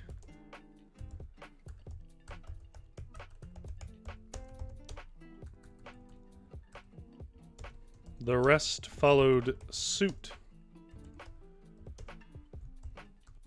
They then scurried and scrambled from Spraddle, who chased after the king as he was compelled to do.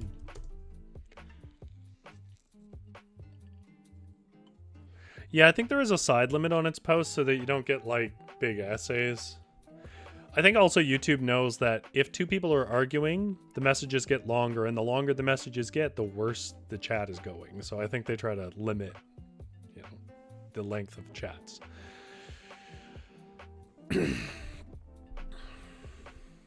The king cried out for the terrible spirit to leave him be.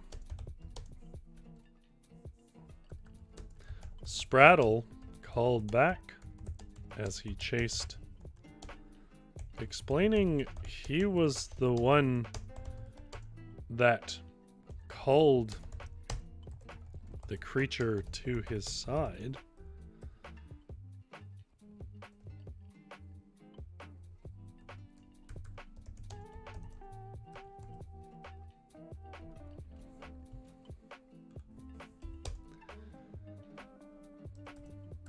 The king then hollered back, "Nay, nay, I thought I nabbed Anissa, not a goblin. You mean to poison me or trick me creature.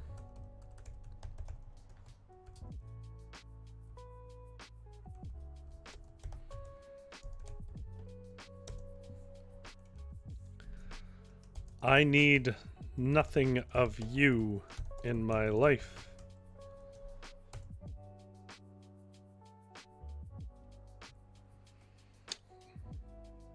Oh, I see. Zombie Wolf says, found out what trigger it. Rooibos helps reduce the risk of. That makes sense, because it's probably a spam thing, right? You mean to poison me, curse me, or trick me, creature? I need nothing of you in your life. Then Sprattle realized, because he had stained his skin with the ink shell,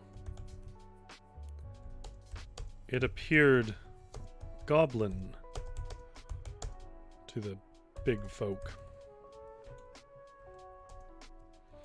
Nonetheless, in the confusion, the king had released the goblin from his service.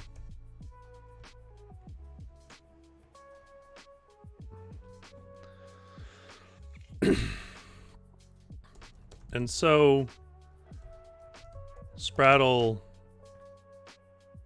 shouted in a gibberish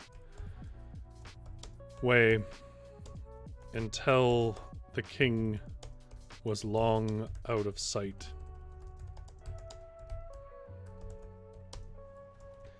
Whoops.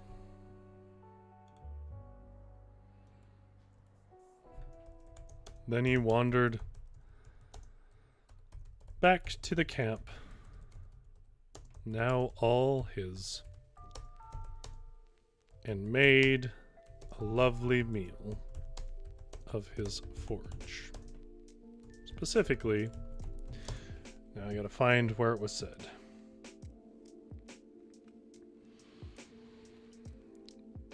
Yeah, I think it's probably, my guess is that it's probably trained a bit on what are common spam phrases that you don't see elsewhere. So I think just you get a lot of like special supplements that improve cardiovascular health or reduce the risk of cardiovascular problems and stuff, and that you don't really ever see that in any other setting. So I think maybe that's why it's happening. That's my best guess. Gotta find Jump Store here. Okay, here's my idea. You decide if you like it. Use the rooibos tea and the shells for the tea to drink. Have a side salad in the main course. Yeah, okay. Specifically, he brewed his rooibos tea with the shells of the ink shells, I guess I can just say. With the ink shells to make a sweet liquor the color of a night sky.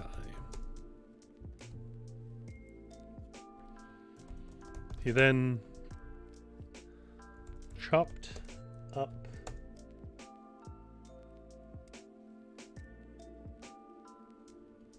we're talking about a gazpacho for the mushrooms, is that my understanding?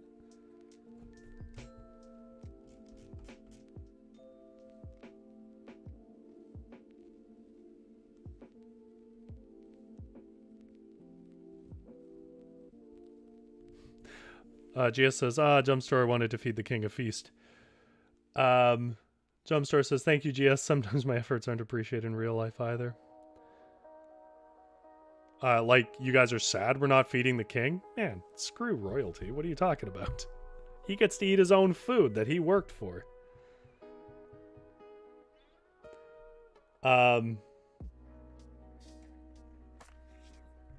He then chopped up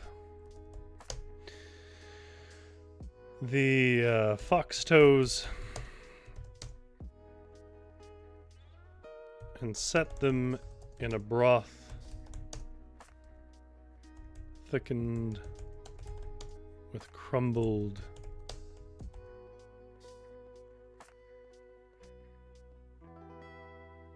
the mushroom is the garlicky plant, I think. Yeah.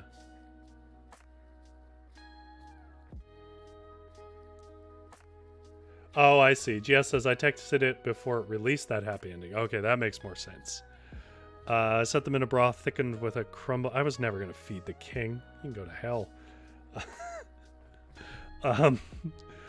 With crumbled whey bread and cracked. I forget the name of it. Cracked seeds.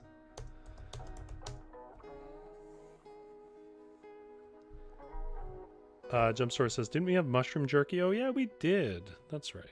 But we also have mushrooms. What the... I never am going to remember the name of this. What was it called?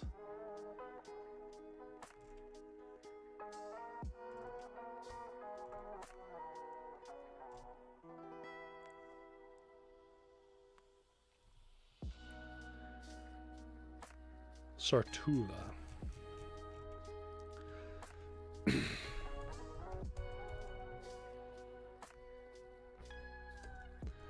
After a bit of time on the fire, he sipped it and found it a bit bland.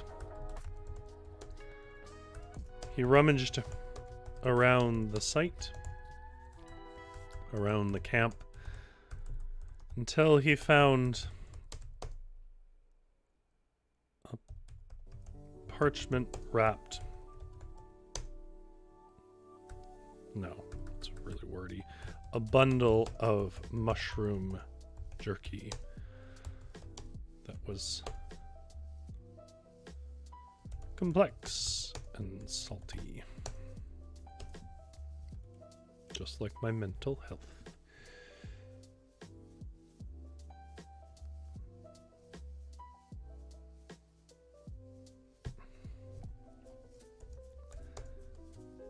He tore a few pieces and tossed it into the broth. With a sip, he found it a strong and lovely soup with some smooth, creamy texture.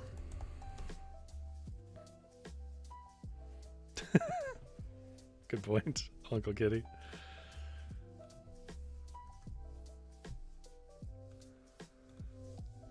It was still missing something. No, you can do it in other ways. He then decided it was best served cool, as the evening was already warm enough. So he set the pan in at the river's edge to cool.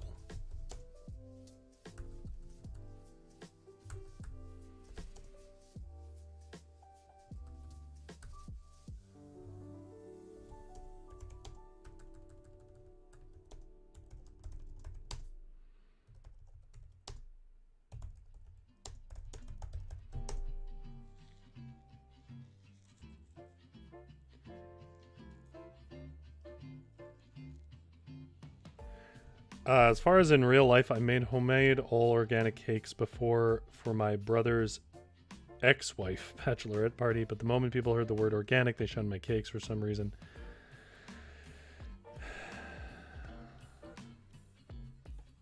Well, that's silly. They don't get tasty pies. and cakes.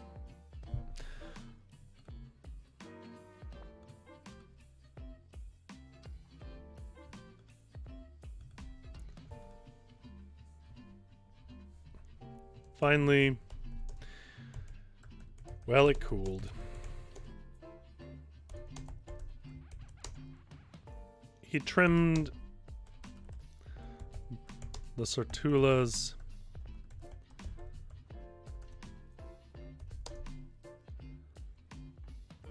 orange and yellow blossoms,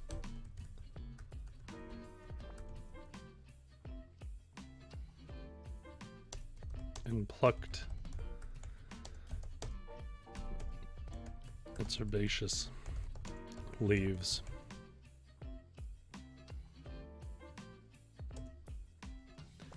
Eventually,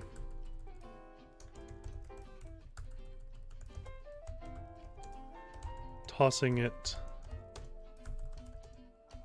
together with a paste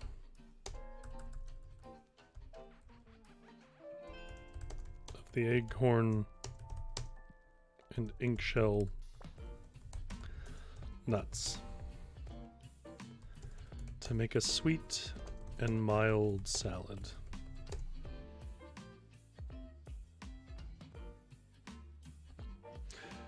Oh, Brandon says, I just joined. What are we doing exactly? We are playing a solo tabletop RPG where the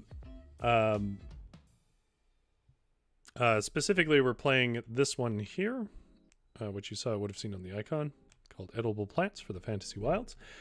And then chat throws in suggestions and so on top of the prompts we get out of the game. And then we just try to write a little story, like, you know, it's sort of like solo journaling, but we're doing it like a group storytelling and group writing.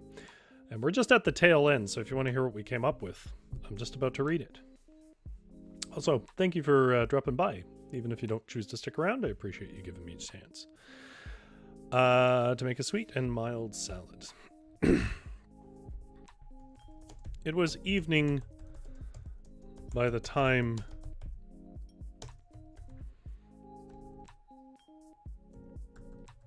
he ate his meal. But Spraddle was satisfied and fell asleep in the king's down bed.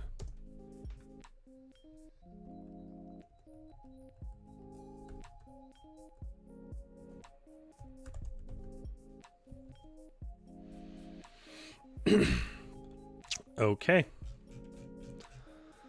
Well, I'm going to go back to the top and then I'll read what we came up with.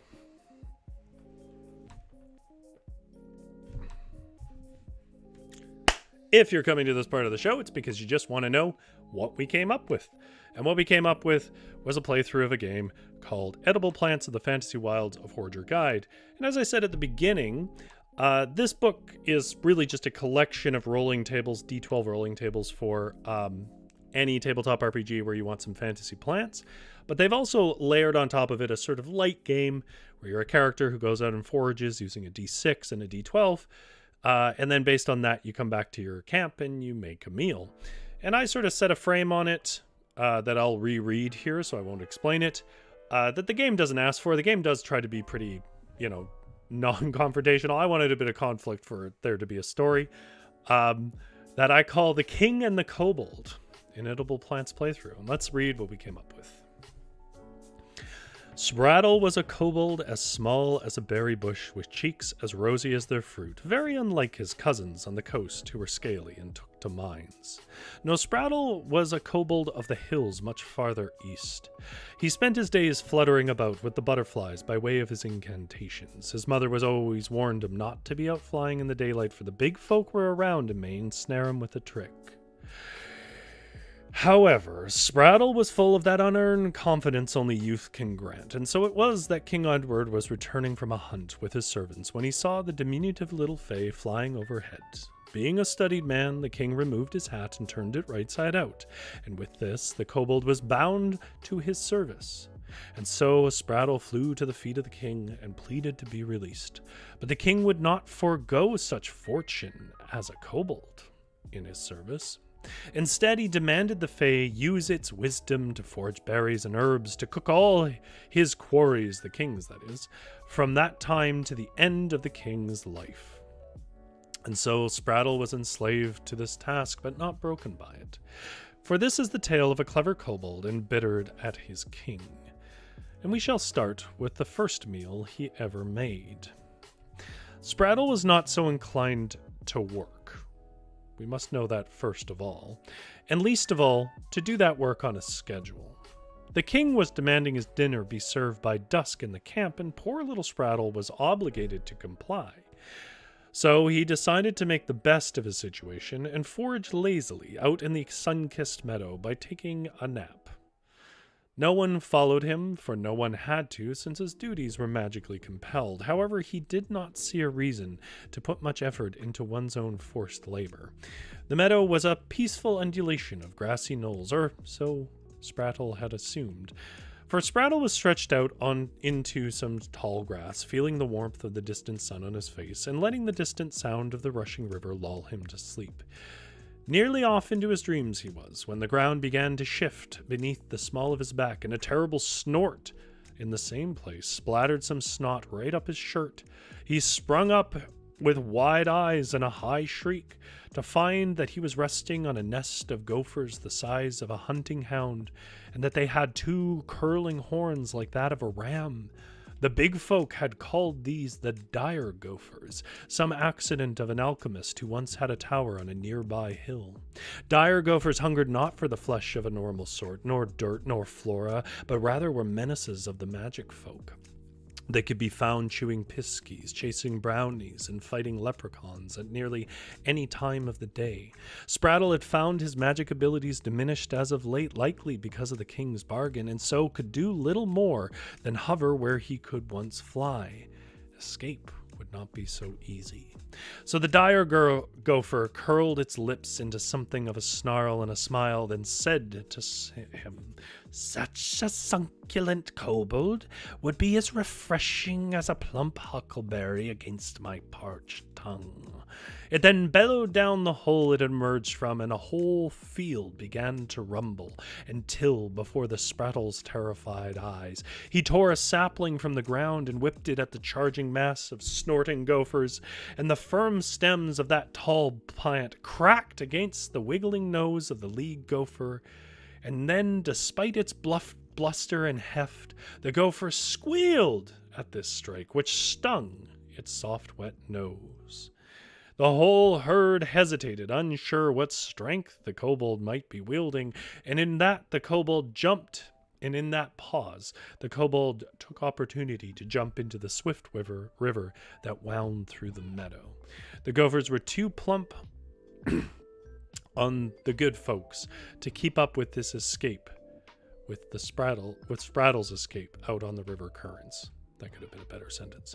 Spraddle realized his weapon of choice was a plant his people called Sartula's Blessing. It had lovely crunchy seeds and tasty sap. His foray into the meadow was not so peaceful as he'd hoped, but he saw there was success all the same in his foraging of the Sartula. Spraddle sailed on down the river until the river resolved into a wide swirling pond under the shade of the woodland trees. He pulled himself ashore and wove a simple bind out of the reeds for his Sartula, then slung it on his back. The woods were more Spraddle's home than anywhere else. He wasn't so familiar with this area as it was the king's forest, where none were permitted, but he knew some flora could be easily found in it. He had nearly dripped dry by the time he caught a soft glow in the rotted remnants of a fallen old oak. Spraddle hoped it would be a tasty bunch of ulaluma berries, as they often grew in the shade of such deadfall. He was hungry for his own lunch, of course. However, it wasn't ulaluma berries, nor was it ever horn grubs, but rather it was a few shelves of luminescent mushrooms called fox toes. Spraddle was not partial to the pungent flavor of them, something akin to garlic, but he knew it had its uses. He broke off a shelf of the fungus, being sure to grip it at the scarlet base and not by its delicate glowing green whorls along its edges, so as not to waste any of it. He left the rest so that the forage had enough to recover his takings. On the way out, his foot crunched onto a oblong shell.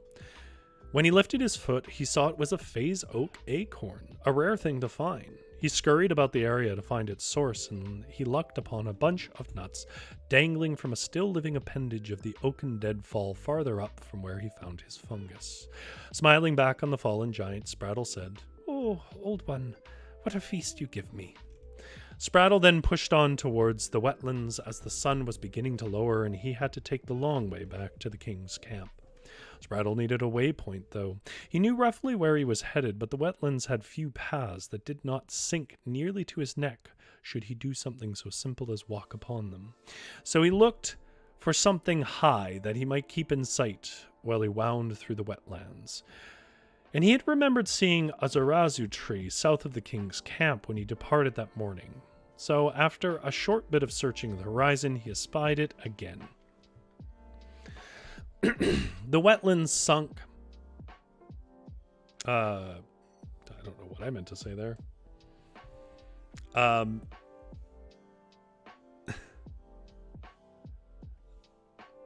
I think what I was trying to say is the wetlands sunk every step on its smooth clay and sucked the shoes from most feet. Luckily for the worst of it, Spraddle could float using merely an incantation. It was lasting only a brief moment, but it was enough to traverse the natural gutters, gullies, and sinkholes of the swamp. Spraddle was not a fan of the wetlands, as they were dominated by the mosquitoes that the local goblins farmed. The goblins made a dessert of reeds rolled in honey and stuck with buzzing flies or mosquitoes that Spraddle found truly nauseating. He knew then every nip of him by this swarm in the swamps was due to be a meal for some miserable little goblin. Still, he pushed on and up towards the tall tree. It was as he grew close that he saw that herd of dire gophers had taken up about the base and were sleeping with their great big bellies to the sky. They had clearly feasted upon the dropped zarazu nuts. This would be apparent to anyone wandering past, as this zarazu was an ink shell type, named so for the natural dye that burst upon the hands and lips of anyone that broke the shells of its fruits. The fawn gophers snoring in the shade were splattered with indigo drool under that great tall zarazu tree. Spraddle considered running off and leaving the berries to be, but for his whole miserable hike through the buggy wetlands, he had thought of the creamy nuts of the zarazu tree. He wasn't about to allow these gophers to ruin his day any further.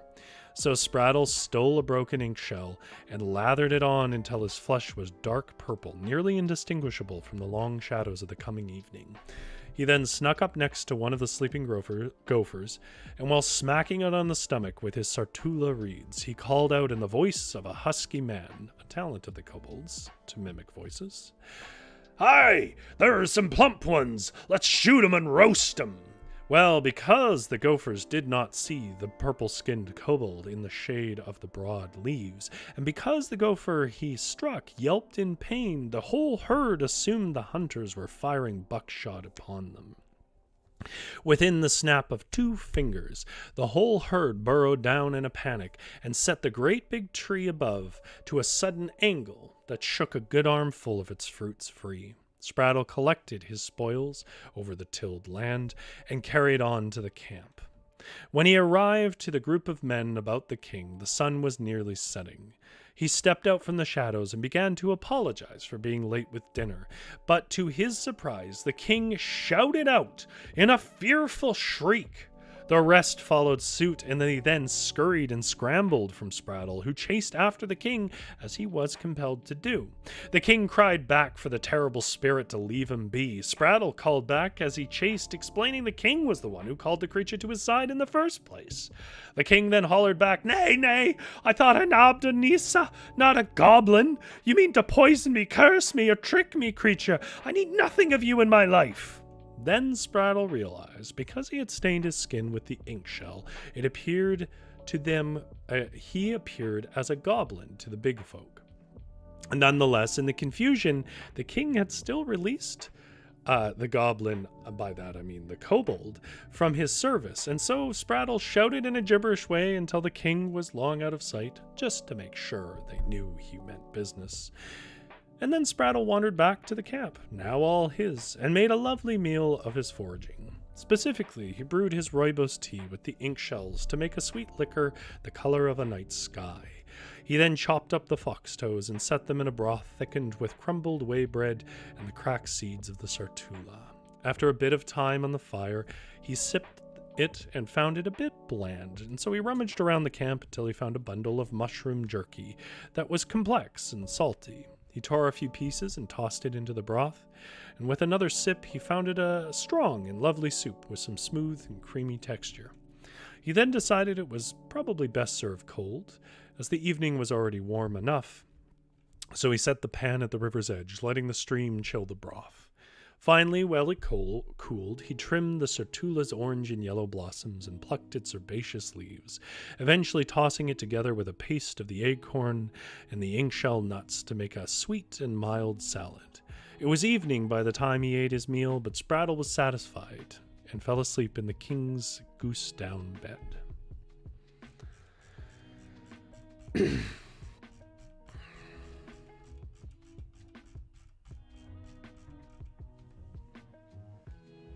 All right.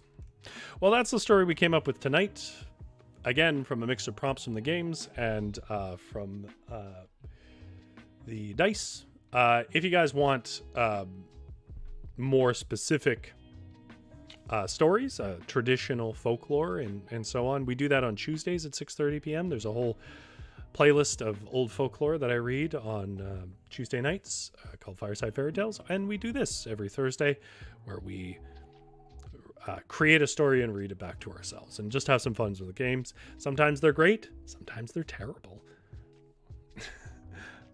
People are talking about their hungry pets, and yes, I can see my cat is wondering why he has not been fed yet. But Zombie Wolf has some trivia, as they often do. Cherries, apples, pears, almonds, quinces, apricots, plums, peaches, raspberries, loquats, and strawberries are all in the rose family. I did not know that. That's very cool.